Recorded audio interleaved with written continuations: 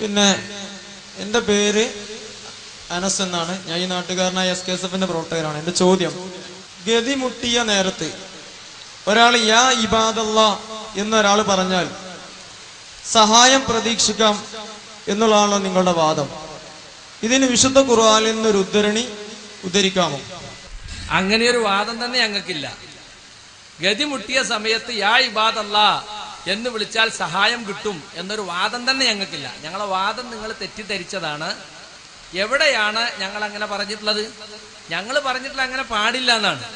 യാ ഇബാദല്ലാ അഈനൂനി അല്ലെങ്കിൽ യാ ഇബാദല്ലാ അഗീസൂനി എന്ന ഹദീസ് ദുർബലമാണ്, അതുകൊണ്ട് അമൽ ചെയ്യാൻ പാടില്ല എന്നാണ് ഞങ്ങൾ പറഞ്ഞിട്ടുള്ളത്. ഞങ്ങൾ ഒരുപാട് സ്റ്റേജുകളിൽ അത് വ്യക്തമാക്കിയിട്ടുണ്ട്. മണ്ണാർക്കാട് സംവാദത്തിൽ ചോദിച്ചു, അന്നും ഞങ്ങൾ പറഞ്ഞു ഹദീസ് ദുർബലമാണ്, തെളിവിന് കൊള്ളാത്തതാണ്.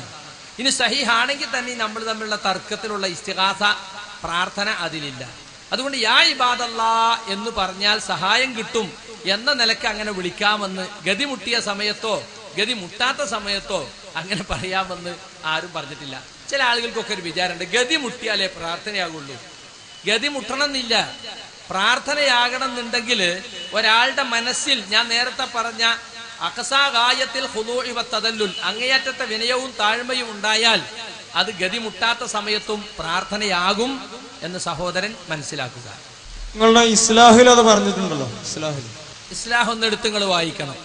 യാ ഇബാദല്ലാ എന്ന് വിളിച്ചാൽ സഹായം കിട്ടും എന്ന് ഞങ്ങൾ പറഞ്ഞതായിട്ട് നിങ്ങളൊന്ന് വായിക്കണം. ഇസ്ലാഹിന്റെ 2013 ഫെബ്രുവരി മാസത്തെ ഒരു മാസിക, അതില് ജബ്ബാർ മൗലവിയുടെ ഒരു ലേഖനമാണ് സഹായാർത്ഥയും പ്രാർത്ഥനയും. ഇതില് 29ാമത്തെ പേജിൽ അതിനൊക്കെ ന്യായീകരിച്ചുകൊണ്ട് പറഞ്ഞു, സഹായിക്കാൻ ആരെയും കാണാതെ അത്യധികം വിഷമത്തിൽ അകപ്പെടുന്ന സമയത്ത് യാ ഇബാദല്ലാ എന്ന് വിളിച്ചാൽ അള്ളാഹുവിന്റെ മലക്കുകളും ജിന്നുകളും ആ ഗതി മുട്ടിയ മുഅ്മിനിനെ സഹായിക്കാൻ എത്തുമെന്ന് പ്രതീക്ഷിക്കാം എന്നാണല്ലോ ഉമർ മൗലവി റഹിമഹുല്ലാ എന്നിവിടെ ബ്രാക്കറ്റിലുണ്ട് സൽസബിലൂടെ അംഗീകരിച്ച് പഠിപ്പിച്ചു തന്നത്. അപ്പൊ ജബ്ബാർ മൗലവി മുശ്രിക്കാണോ? ചോദ്യം നന്നായിട്ടുണ്ട്. അദ്ദേഹത്തിന് കാര്യം മനസ്സിലായിട്ടില്ല. യാ ഇബാദല്ലാ അഈനൂനി, നിങ്ങൾ തക്ബീർ ഉച്ചങ്ങ് കേൾക്കാൻ പറ്റുമോ? യാ ഇബാദല്ലാ അഈനൂനി എന്ന ഹദീസിനെ സംബന്ധിച്ച് 1971 ചോദ്യം ചോദിച്ച ആള് ഉത്തരം കേൾക്കണം. നിങ്ങൾ ഉത്തരം കേൾക്കണം. ഉമർ മൗലവി റഹിമഹുല്ലാ 1971 സൽസബീലിൽ ഈ ഹദീസിനെ സംബന്ധിച്ച് ചോദിച്ചപ്പോൾ കൊടുത്ത മറുപടിയെയാണ് അബ്ദുൽ ജബ്ബാർ മൗലവി പരാമർശിച്ചത്. ഹദീസ് സഹീഹല്ല, അത് സനദ് മുറിഞ്ഞു പോയിട്ടുണ്ട് എന്ന് മൗലവി അവിടെ ആദ്യം പറഞ്ഞിട്ടുണ്ട്. അബ്ദുറഹ്മാൻ മദനി പാലത്ത് എഴുതി മൗലവി അംഗീകരിച്ച ലേഖനത്തിൽ. അപ്പോ യാ ഇബാദല്ലാ അഈനൂനി എന്ന ഹദീസ് പയ്യോളിയിൽ ഒരു മുസ്ലിയാര് മരിച്ചവരെ വിളിച്ച് പ്രാർത്ഥിക്കാൻ തെളിവാക്കുന്നുണ്ട്. അത് പയ്യോളിക്കാര് സൽസബീലിന് അയച്ചു കൊടുത്തു. അപ്പൊ കൊടുത്ത മറുപടിയാണ് ഹദീസ് ലഈഫാണ്. ഇനി സഹീഹാണെങ്കിൽ ഈ പറഞ്ഞതുപോലെയാണ്, സഹായം കിട്ടുമെന്ന് പ്രതീക്ഷിക്കാം. അത് എങ്ങനെയുള്ളൂ? മയ്യത്തി ശൈഖയെ രക്ഷിക്കണേ എന്ന് പറഞ്ഞതുപോലത്തെ പ്രാർത്ഥന അതിലില്ല. കണ്ടോ? ഇവിടെ സഹോദരൻ നേരത്തെ ചോദിച്ചത് ഗതിമുട്ടിയ നേരത്ത് യാ ഇബാദല്ലാ എന്ന് വിളിച്ചാൽ സഹായം കിട്ടും എന്ന് നിങ്ങൾക്ക് വാദമുണ്ടോന്നാ. ഞങ്ങൾക്ക് വാദമല്ല. ആ ഹദീസ് ലഈഫാണ്. സഹീഹാണെങ്കിൽ അതിന്റെ ഉദ്ദേശം ആ പറഞ്ഞതാണ്. വിജനമായ സ്ഥലത്ത് ഗതിമുട്ടിയൊരു നേരത്ത് അള്ളാഹുവിന്റെ അടിമകളെ എന്നെ സഹായിക്കണേ എന്ന് വിളിച്ചു തേടാം എന്ന് ആ ഹദീസ് ഉദ്ധരിച്ചുകൊണ്ട് പയ്യോളിയിലെ മുസ്ലിയാര് പറഞ്ഞപ്പോ ആ ഹദീസിലെ സന്ദേശം ഇതാണ്. പക്ഷെ ഹദീസ് ലഈഫാണ്, അതുകൊണ്ട് ആ സന്ദേശത്തിന് യാതൊരു വിലയുമില്ല. അതാണ് ആ പറഞ്ഞതിന്റെ അർത്ഥം. ഹദീസ് സഹീഹാണെങ്കിൽ നിങ്ങൾ പറഞ്ഞത് ശരിയാണ്, പക്ഷെ ഹദീസ് ദുർബലമാണെന്നാണ് ഞാൻ ആദ്യം തന്നെ പറഞ്ഞത്. പിന്നെ മൊയ്യദ്ദീൻ ശൈഖയെ രക്ഷിക്കണേ എന്ന വിളിക്ക് തുല്യമായൊരു വിളി അതിലോട്ട് ഇല്ലതാനും. അതാണ് തൊട്ടടുത്ത വാചകത്തിൽ ഉമർ മൗലവി റഹിമഹുല്ലാ പറഞ്ഞിട്ടുള്ളത്. അതുകൊണ്ട് യാ ഇബാദല്ലാ എന്നത് ഗതിമുട്ടിയ സമയത്ത് വിളിക്കാമെന്നോ വിളിച്ചാൽ സഹായം കിട്ടുമെന്നോ ഉമർ മൗലവിയും പറഞ്ഞിട്ടില്ല, ജബ്ബാർ മൗലവിയും പറഞ്ഞിട്ടില്ല. അതുകൊണ്ട് ജബ്ബാർ മൗലവി മുശ്രിക്കാണോ എന്നാണ് മൂപ്പരെ ചോദ്യം. ജബ്ബാർ മൗലവിയും മുശ്രിക്കല്ല, ഉമർ മൗലവിയും മുശ്രിക്കല്ല. ആ ഹദീസ് ഉദ്ധരിച്ചുകൊണ്ട് അങ്ങനെ മഹാന്മാരോട് തേടാം, മൊയ്തീൻ ശൈഖിനോട് തേടാം എന്ന് പറയുന്ന ആളുകളാണ് ശിർക്ക് പ്രചരിപ്പിക്കുന്ന ആളുകൾ. ഞങ്ങൾ അതിന്റെ ആളുകളല്ല. ഉമർ മൗലവി റഹിമഹുല്ല പറഞ്ഞത് ഹദീസ് സഹീഹാണെങ്കിൽ അത്രയിലുള്ളത്, അതും എന്തല്ല, പ്രാർത്ഥനയല്ല. അതാണ്. അയാളെന്നെ ചോദിക്കട്ടെ. നമ്മളെ ഉത്തരം തൃപ്തികരമല്ല. അവിടെ അതിലും അങ്ങനെ തന്നെ പറഞ്ഞിട്ടുണ്ട്, അങ്ങനെ സഹായം പ്രതീക്ഷിക്കാം എന്ന് റഹിമല്ല പറഞ്ഞിട്ടുണ്ട്. നിങ്ങൾക്ക് വിശ്വാസമുള്ള ആളാണല്ലോ, അതെന്താ ഉണ്ടാകത്ത്? മനസ്സിലായില്ല, ഒന്നുകൂടി പറയും. നിങ്ങൾക്ക് വിശ്വാസമുള്ള ഒരാളല്ലേ ഉമർ മൗലവി? അപ്പോ ഉമർ മൗലവി നിങ്ങൾ വിശ്വസിക്കണില്ലേ? അതെ, ഉമർ മൗലവി ഹദീസ് ലഈഫാണ് എന്ന് പറഞ്ഞതിന് ശേഷമാണ് അതിലുള്ള വിഷയം എത്രേ ഉള്ളൂ, അതിൽ മൊയ്തീൻ ശൈഖെ രക്ഷിക്കണേ എന്ന വിളിക്ക് യാതൊരു വെളിച്ചമല്ല, അത് ദുർബലമായ ഹദീസാണ്. വ്യക്തമായി തന്നെ പറയുന്നു, ആ ചോദിച്ചത് ദുർബലമായ ഹദീസിനെ പറ്റിയാണ്. ദുർബലമായ ഹദീസാണെന്ന് മേലെ പറഞ്ഞു. സനദ് മുറിഞ്ഞു പോയിട്ടുണ്ട്, അതിന് തെളിവിന് കൊള്ളൂല. ഇനി സനദ് സഹി ആണെങ്കിൽ അതിന്റെ ഉദ്ദേശം ഇതാണ്, ലഈഫായ ഹദീസ് കൊണ്ട് എന്താ അമൽ ചെയ്യാൻ പാടില്ലല്ലോ. അതുകൊണ്ട് ഉമർ മൗലവി പറഞ്ഞത് വളരെ ശരിയാണ്. ഞങ്ങൾ മണ്ണാർക്കാട് എന്ന് പറഞ്ഞല്ലോ, അലവി സഖാഫിയും അതുപോലെ സുലൈമാൻ സഖാഫിയും വന്നപ്പോഴും ഞങ്ങൾ പറഞ്ഞെന്താ, ഹദീസ് ദുർബലമാണ്. ഇനി സഹീഹാണെങ്കിൽ തന്നെ നമ്മൾ തമ്മിൽ തർക്കത്തിലുള്ള ഇസ്തിഗാസ അതിലില്ല. ഹദീസ് സഹീഹാണെങ്കിൽ നിങ്ങൾ പറഞ്ഞത് ശരിയാണ്, ഹദീസ് സഹിയാണെന്ന് ഉമർ മൗലവിയും പറഞ്ഞിട്ടില്ല. ഹദീസ് സഹിയാണെന്ന് വാദിച്ച പയ്യോളിയിലെ മുസ്ലിയാർക്ക് കൊടുത്ത മറുപടിയാണത്. ഇനി സഹി ആണെങ്കിലും എത്ര അതിലുള്ളൂ, മൊയ്തീൻ ശൈഖെ രക്ഷിക്കണേ എന്നുള്ള വിളി അതിലുണ്ടോ? അതിലില്ല. അതുകൊണ്ട് ഉമർ മൗലവി പറഞ്ഞത് അതൊരിക്കലും നിങ്ങൾ പറഞ്ഞ വാദത്തിന് തെളിവല്ല. ഉമർ മൗലവി അങ്ങനെ പറഞ്ഞിട്ടില്ല. തൃപ്തികരമല്ല എന്ന് നിങ്ങൾ പറയുന്നത് നിങ്ങൾക്ക് തൃപ്തിയാകുക എന്നുള്ളതല്ല, നിങ്ങൾക്ക് കാര്യം മനസ്സിലാകുക എന്നുള്ളതാണ്. നിങ്ങളെ തൃപ്തിപ്പെടുത്താൻ എനിക്ക് കഴിയില്ലല്ലോ, അത് നിങ്ങൾക്ക് തന്നെ തൃപ്തിയാകണം. അതിൽ നിവൃത്തിയൊന്നുമില്ല. തൃപ്തിയായില്ലെങ്കിലും പറയാനുള്ള മറുപടി ഇതാണ്. നമ്മളെ സംബന്ധിച്ചിടത്തോളം നിങ്ങൾ പറഞ്ഞ മറുപടിയിൽ ശരിക്കും വ്യക്തിപരമായ ഒരു മറുപടി അല്ല. നിങ്ങൾ തൃപ്തിയായില്ല അതല്ല അതിന് മറുപടി. ഞാൻ അടുത്തതില് നമ്മുടെ സുഹൃത്തിന് കൈമാറും. അല്ല, നിങ്ങൾ എന്തുകൊണ്ടാണ് നിങ്ങൾക്ക് അതിന് മറുപടി തൃപ്തികരമാകാത്തത് എന്ന് നിങ്ങൾ പറയണം. നിങ്ങൾ പറഞ്ഞ് യാ ഇബാദല്ലാ എന്ന് ഗതിമുട്ടിയ നേരത്ത് വിളിച്ചാൽ സഹായം കിട്ടുമെന്നാണ് നിങ്ങളുടെ വാദം എന്ന് പറഞ്ഞു. അത് ദുർബലമായ ഒരു ഹദീസാണ്. അതുകൊണ്ട് ആ ഹദീസ് അനുസരിച്ച് അമൽ ചെയ്യാൻ പാടില്ല. സഹീഹാണെങ്കിൽ നിങ്ങൾ പറഞ്ഞത് ശരിയാണ് എന്നാണ് അവിടെ ഉമർ മൗലവി പറഞ്ഞിട്ടുള്ളത്. അതിനപ്പുറം വായിച്ചാൽ അതുമായി ബന്ധപ്പെട്ട് അതിൽ ഭൗതിക അഭൗതിക കാര്യങ്ങളൊക്കെ പറയുന്നുണ്ട്. ഇതുമായി ബന്ധപ്പെട്ട് ഇതില് ഭൗതികം അഭൗതികം കുറെ കാര്യങ്ങളൊക്കെ പറയുന്നുണ്ട് വിശദീകരിച്ചിട്ട്. അപ്പൊ ഈ ഭൗതികം അഭൗതികം എന്നുള്ള രീതിയിലുള്ള നിങ്ങളുടെ നിർവചനം എവിടെയുള്ളത്? നിങ്ങൾ ആദ്യത്തെ നിങ്ങളുടെ ചോദ്യത്തിനാണ് ഞാൻ മറുപടി പറഞ്ഞത്. അതിന് ഭൗതിക അഭൗതികം ഒന്നും പറഞ്ഞില്ലല്ലോ. യാ ഇബാദല്ലാ എന്ന വിളിയുമായി ബന്ധപ്പെട്ട ചോദ്യമാണ് നിങ്ങൾ ചോദിച്ചത്. ആ ചോദ്യത്തിനാണ് ഞാൻ മറുപടി പറഞ്ഞത്. അത് ദുർബലമായ റിപ്പോർട്ടാണ്. അത് 71 ഉമർ മൗലവി എഴുതിയിട്ടുണ്ട്. അവിടെ ജിന്നുകളും മലക്കുകളും അവിടെ രക്ഷക്കെത്തും എന്ന് പറഞ്ഞാണ് ആ ഹദീസ് സ്വഹീഹാണെങ്കിൽ അതിലുള്ളത്. പക്ഷെ ഹദീസ് സ്വഹീഹല്ല, തെളിവിന് കൊള്ളുകയില്ല, പ്രമാണത്തിന് പറ്റുകയില്ല. അതുകൊണ്ട് ആ വ്യാഖ്യാനത്തിന് പ്രസക്തിയില്ല. വ്യാഖ്യാനം ശരിയാകണമെങ്കിൽ ഹദീസ് സ്വഹീഹാകണ്ടേ? സ്വഹീഹായ ഹദീസ് ഉള്ളതുകൊണ്ട് ആ വ്യാഖ്യാനം നമുക്ക് സ്വീകരിക്കാൻ പറ്റില്ലല്ലോ. ഉമർ മൗലവി പറഞ്ഞത് അതാണ്. പിന്നെ ഭൗതികം അഭൗതികം എന്ന് പറഞ്ഞു. നിങ്ങൾ എന്താണ് നിങ്ങൾക്ക് മനസ്സിലാകാത്ത എന്ന് ഞങ്ങൾക്ക് മനസ്സിലായിട്ടില്ല. ഭൗതികമായി മനുഷ്യന്മാർ പരസ്പരം പല കാര്യങ്ങൾക്കും സഹായം ചോദിക്കാറുണ്ട്, അത് ഇസ്ലാം അനുവദിച്ചിട്ടുണ്ട്. പക്ഷേ ജിന്നുകളോടോ മലക്കുകളോടോ എന്തെങ്കിലും ഭൗതിക സഹായം ചോദിക്കാൻ ഖുർആനോ ഹദീസോ പഠിപ്പിച്ചിട്ടില്ല. അത് നമുക്ക് എല്ലാവർക്കും അറിയുന്ന കാര്യമാണ്. ഭൗതികമായ കാര്യങ്ങൾ മനുഷ്യന്മാർ പരസ്പരം സഹായം തേടുന്നതിന് ഖുർആൻ അംഗീകരിച്ചിട്ടുണ്ട്, ഹദീസ് അംഗീകരിച്ചിട്ടുണ്ട്. ആരെങ്കിലും നമ്മോട് സഹായം ചോദിച്ചാൽ നമ്മുടെ കഴിവിൽപ്പെട്ട കാര്യങ്ങളിൽ നമ്മൾ അവരെ സഹായിക്കണം. അത് മുസ്ലിമീങ്ങളെ സഹായിക്കൽ പ്രത്യേകിച്ച് ബാധ്യതയായി തന്നെ ഇസ്ലാം എടുത്തു പറഞ്ഞിട്ടുണ്ട്. മൻ കാന ഫി ഹാജത്തി അഖീഹി കാനല്ലാഹു ഫി ഹാജതിഹി. ആരെങ്കിലും തന്റെ സഹോദരന്റെ ആവശ്യം നിർവഹിച്ചു കൊടുത്താൽ അള്ളാഹു അവന്റെ ആവശ്യം നിർവഹിച്ചു കൊടുക്കും.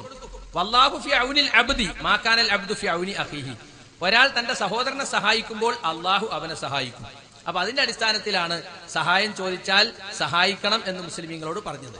അതിലിവിടെ ആർക്കും തർക്കല്ല. അതാണ് ഭൗതികമായ സഹായം എന്നതുകൊണ്ട് ഉദ്ദേശിക്കുന്നത്. എന്നാൽ ജബ്ബാർ മൗലവി അത്താണിക്കലുള്ള ആ സഹോദരൻ അവനാണ് പ്രഥമ മുൻഗണന. അവൻ ചോദിച്ചു, അവൻ ആദ്യം പറഞ്ഞു ജബ്ബാർ മൗലവി എഴുതിയിട്ടുണ്ട്. വായിച്ചു നോക്കുമ്പോൾ ജബ്ബാർ മൗലവി അല്ല ഉമർ മൗലവിയായി. പിന്നെ ഭൗതികം അഭൗതികം. അതുകൊണ്ട് ജബ്ബാർ മൗലവി ജിന്നിനെ വിളിച്ച് സഹായം തേടിയാൽ യാ ഇബാദ് വിളിച്ചാൽ സഹായം കിട്ടുമെന്ന് ജബ്ബാർ മൗലവി എഴുതിയതാണ് വായിക്കേണ്ടത്. അത് വായിക്കട്ടെ. എന്റെ സംശയത്തിന്റെ ബാക്കി സുഹൃത്ത് ചോദിക്കും. എന്റെ സംശയം തീർന്നോ? ബാക്കി സുഹൃത്ത് ചോദിക്കും. ആയിക്കോട്ടെ, അടുത്ത ആള് ചോദിക്കും. ആരും നമ്മുടെ ആളുകൾ അവിടെ മാറി നിൽക്കും, ഇങ്ങോട്ട് മാറി നിൽക്ക്. ആരും ശബ്ദമുണ്ടാക്കേണ്ടതില്ല. ഈ പ്രാർത്ഥന അള്ളാഹുവിനോട് മാത്രം എന്ന വാദം കേട്ടാൽ അത് ഇബ്ലീസിന്റെ വാദമാണ് എന്ന് പറയുന്ന ആളുകൾ അതാണ് തെളിയിക്കേണ്ടത്. അതുകൊണ്ട് ചോദ്യം ചോദിക്കുന്ന ആളുകൾ, നമ്മുടെ ആളുകൾ മാറി നിൽക്കും, അവിടെ ഇങ്ങോട്ട് മാറി നിൽക്കും. ചോദ്യം ചോദിക്കുന്ന ആ സഹോദരന്റെ സംശയം തീർന്നു. അയാളുടെ സംശയം വേറെ ആൾ ചോദിക്കുന്നതാണ്. ചോദിക്കട്ടെ, അയാളുടെ സംശയം വേറെ ആൾ ചോദിക്കട്ടെ. മുജാഹിദ് പ്രവർത്തകന്മാർ അവിടെ ഇരിക്കുക. ഒരു കാര്യം മനസ്സിലാക്കണം. ഇത് ദീന് മനസ്സിലാക്കാൻ വേണ്ടിട്ട് അത് അത്താണി വെള്ളൂർ പോകുന്നതിന്റെ സുഹൃത്ത്, അത് അത്താണി വെള്ളൂര് മോങ്ങം സഖാഫി അല്ലെങ്കിൽ AP അബൂബക്കർ മുസ്ലിയാർ അല്ലെങ്കിൽ മറ്റേ മങ്കട മൗലവി എന്നുള്ള വ്യത്യാസം ഇവിടെ ഇല്ല. ദീന് പറയാ അത് മുസ്ലിം. അതിന് നിങ്ങൾക്ക് തക്ക മറുപടി ഉണ്ടെങ്കിൽ, അല്ലാതെ ഗസറ്റ് വിട്ട് പൈസ ഉണ്ടാക്കാനാണെങ്കിൽ അതിന് വേറെ നിങ്ങൾ സ്വന്തം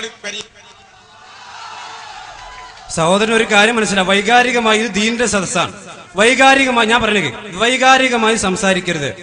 ഇവിടെ ആദ്യം ചോദിച്ച ആൾ അത്താണിക്കുള്ള ആളാണോ? ഞങ്ങൾ അത്താണിക്കക്ക് എന്ന് പറഞ്ഞത് അത്താണിക്കൽ സ്വദേശിനി നാളെ ഇവിടെ പറയരുത് ആണ് മുജാഹിദുകൾ മുഖാമുഖം വെച്ചിട്ട് അത്താണിക്കാർക്ക് ചോദിക്കാൻ കിട്ടിയില്ല എന്ന് പറയരുത് എന്ന് വിചാരിച്ചിട്ടാണ്. ഇവിടെ ആദ്യം ചോദിച്ച ആൾ അത്താണിക്കൽ നിവാസിയാണോ? അല്ലല്ലോ. അതുകൊണ്ട് അത്താണിക്കുള്ള ആളുകൾക്ക് ഞങ്ങൾ പ്രഥമ മുൻഗണന, മറ്റുള്ള ആൾക്കും മുൻഗണന ഉണ്ട്. അയാളുടെ ചോദ്യം കഴിഞ്ഞോട്ടെ, അത് കഴിഞ്ഞിട്ട് കഴിഞ്ഞെങ്കിൽ കഴിഞ്ഞെന്ന് പറയും, അടുത്ത ആൾ ചോദിക്കണം. ഇനി ഏത് നിവാസിയാണെങ്കിലും ചോദിച്ചോ, ഏത് ദുനിയാവിന്റെ ഏത് ഹുദാമിലുള്ള ആളാണെങ്കിലും ചോദിച്ചോളൂ. അങ്ങനെ പറയും, അതാണ് മാന്യത. ഇത് ഞാൻ അത്താണിക്കാരൻ തന്നെയാണ്, പക്ഷെ എങ്കിലും എന്റെ സുഹൃത്തിന് വേണ്ടി ഉത്തരവാദിത്തം കൈമാറുകയാണ്. അവൻ ചോദിക്കും, എന്റെ പ്രതിനിധി. അവൻ ചോദിക്കണം, നിങ്ങൾ പറയേണ്ട ആവശ്യമില്ല. അവൻ ചോദിക്കട്ടെ, അവൻ ചോദിക്കും, നിങ്ങൾ പറയേണ്ട ആവശ്യമില്ല. അവൻ ചോദിച്ചോട്ടെ. ജബ്ബാർ മൗലവി എഴുതിയ ലേഖനത്തിൽ നിന്ന് നേരത്തെ ചോദിച്ച സുഹൃത്ത് ഉദ്ധരിച്ച ചോദ്യത്തിന് തീർത്തും ഒരു ലേഖനത്തെ കുറിച്ച് വിവരമില്ലാത്തതുപോലെയാണ് മറുപടി പറഞ്ഞത്. ജബ്ബാർ മൗലവി എഴുതിയിട്ടില്ല എന്ന് പറഞ്ഞത്. ജബ്ബാർ മൗലവിയുടെ ലേഖനത്തിൽ ഉമർ മൗലവിയെ ഉദ്ധരിച്ചതാണ് അദ്ദേഹം വായിച്ചത്. അത് ജബ്ബാർ മൗലവി എഴുതിയ ലേഖനം തന്നെയാണ് അൽ-ഇസ്ലാമത്രത്തിൽ. അപ്പൊ നിങ്ങൾ പറഞ്ഞത് ഉമർ മൗലവി അത് പ്രബലമില്ലാത്തതാണ് എന്ന് പറഞ്ഞുകൊണ്ട് എഴുതിയതാണ് എന്നാണ്. അങ്ങനെയാണെങ്കിൽ മറ്റൊരു ലേഖകനെ ഖണ്ഡിച്ചുകൊണ്ട് എഴുതുമ്പോൾ ആ പ്രബലമില്ലാത്തതിന് എന്തിനു വീണ്ടും ഉദ്ധരിച്ചു? എന്നാൽ ആ ഉദ്ധരിച്ചതിന് ശേഷം വീണ്ടും പറയുന്നു ഇതേ റിവായത്തിനെ കുറിച്ച് സ്വാലിഹ് ആലു ശൈഖ് പറയുന്നു, ഈ പറയപ്പെട്ട കാര്യം വ്യക്തമെങ്കിൽ ഞാൻ പറയാം, റിവായത്ത് പ്രബലമല്ലാതിരിക്കെ ആരും ശ്രദ്ധിക്കാതെ പ്രാവർത്തികമാക്കുന്നത് എന്തുകൊണ്ടാണെന്നല്ലേ ശർഈ തത്വമനുസരിച്ചാണ് ഇത് നടക്കുന്നത്. ഖുർആൻ വാക്യത്തോടോ നബി സല്ലല്ലാഹു അലൈഹി വസല്ലം തങ്ങൾ പറഞ്ഞതിനോടോ ഇതെതിരായി തീരുന്നില്ല. കേരളത്തിൽ മുഖാമുഖങ്ങളിൽ പ്രശ്നമുണ്ടാക്കുന്ന ആളുകൾ ഇവിടെ ഉണ്ട്, ഞങ്ങൾക്കറിയാം. അവരുടെ പേര് ഞങ്ങൾ നോട്ട് ചെയ്തിട്ടുണ്ട്. ചോദ്യം ചോദിക്കാൻ വളരെ മാന്യമായി ഞങ്ങൾ ചോദ്യകർത്താക്കൾ സ്വാഗതം ചെയ്യുന്നു. ഒരു പ്രശ്നവും ഇവിടെ ആരുമില്ല. ഈ കേരളത്തിൽ നടന്ന ഒരുപാട് മുഖാമുഖങ്ങളുണ്ട്. അവിടെ പ്രശ്നമുണ്ടാക്കാൻ ശ്രമിച്ച് പരാജയപ്പെട്ട ചില ആളുകൾ ഇവിടെ ഉണ്ട്, ഞങ്ങൾക്കറിയാം. അവരെ ഞങ്ങൾ നോട്ട് ചെയ്തിട്ടുണ്ട്. അതുകൊണ്ട് ഈ മുഖാമുഖത്തിൽ എന്തെങ്കിലും പ്രശ്നങ്ങൾ ഉണ്ടായാൽ അതിന്റെ പൂർണ്ണ ഉത്തരവാദിത്തം അവർക്കായിരിക്കും എന്നുകൂടി ഞങ്ങൾ ഉണർത്തുകയാണ്. അവിടെ പേര് വിവരങ്ങൾ ഞങ്ങൾക്കറിയാം, അവരെ ഞങ്ങൾ നോട്ട് ചെയ്തിട്ടുണ്ട്. അതുകൊണ്ട് വളരെ സമാധാനപരമായി നടക്കുന്ന ഈ മുഖാമുഖം കലക്കണം. ആ പ്രാർത്ഥന അള്ളാഹുവോട് മാത്രമെന്ന തൗഹീദിന്റെ ശബ്ദത്തെ ഊതിക്കെടുത്താൻ ആരെങ്കിലും ഉദ്ദേശിക്കുന്നുണ്ടെങ്കിൽ അതിവിടെ നടക്കൂല. വളരെ മാന്യമായിക്കൊണ്ട് ചോദിക്കാം, ഇൻഷാ അല്ലാഹ് മറുപടി പറയും. മറുപടി തൃപ്തികരമല്ലെങ്കിൽ വീണ്ടും നിങ്ങൾക്ക് ചോദിക്കാം, ഒരു നിബന്ധനയും വെക്കുന്നില്ല. അതുകൊണ്ട് അവർ പ്രത്യേകം ശ്രദ്ധിക്കണം. ഇൻഷാ അല്ലാഹ് അതിനവർക്ക് സാധിക്കില്ല. അതുകൊണ്ട് ചോദ്യകർത്താക്കൾ വളരെ മാന്യമായി ചോദിക്കുക. ഇൻഷാ അല്ലാഹ് മറുപടി പറയും. ഇവിടെ അബ്ദുൽ ജബ്ബാർ മൗലവി എഴുതിയ ലേഖനത്തിൽ ഉള്ള വാചകമാണ് വായിച്ചത്. അബ്ദുൽ ജബ്ബാർ മൗലവി ഉമർ മൗലവിയെ ഉദ്ധരിച്ചതാണ്. അതിലൊന്നും ഇവിടെ തർക്കല്ല. പക്ഷെ നിങ്ങൾ പറഞ്ഞ ആശയമല്ല ഉമർ മൗലവിയിലോ അല്ലെങ്കിൽ ജബ്ബാർ മൗലവിയോ എഴുതിയിട്ടുള്ളത്. നിങ്ങൾ ചോദിച്ചത് യാ ഇബാദല്ലാ എന്ന് ഗതിമുട്ടിയ സമയത്ത് വിളിച്ചാൽ സഹായം കിട്ടും എന്ന് നിങ്ങൾക്ക് വാദമുണ്ടോന്നാണ്. ആ വാദം ഞങ്ങൾക്കില്ല. കാരണം ഗതിമുട്ടിയ സമയത്ത് യാ ഇബാദല്ലാ എന്ന് വിളിക്കുന്നത് ഒരു പ്രാർത്ഥനയാണ്.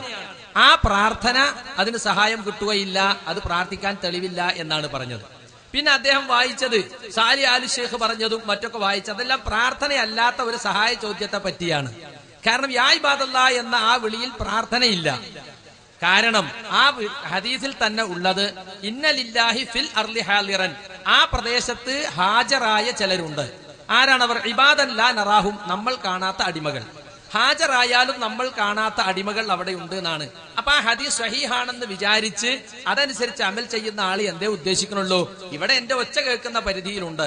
ആരാണ് ഹാജരായാലും കാണാത്ത അടിമകൾ? ഒന്നുകിൽ ജിന്നുകൾ അല്ലെങ്കിൽ മലക്കുകൾ. അപ്പൊ അള്ളാഹു ഏർപ്പെടുത്തിയിട്ടുണ്ട് അവിടെ എന്ന നിലക്ക് ഇവിടെ എന്റെ ശബ്ദം കേൾക്കുന്നിടത്തുണ്ട് എന്ന് വിചാരത്തിൽ ചോദിച്ചാൽ അവിടെ പ്രാർത്ഥന വരുന്നില്ല, ദുആ വരുന്നില്ല. സാധാരണ സഹായതേട്ടമേ ഉള്ളൂ. പക്ഷെ അതും ഹദീസ് സ്വഹീഹല്ല.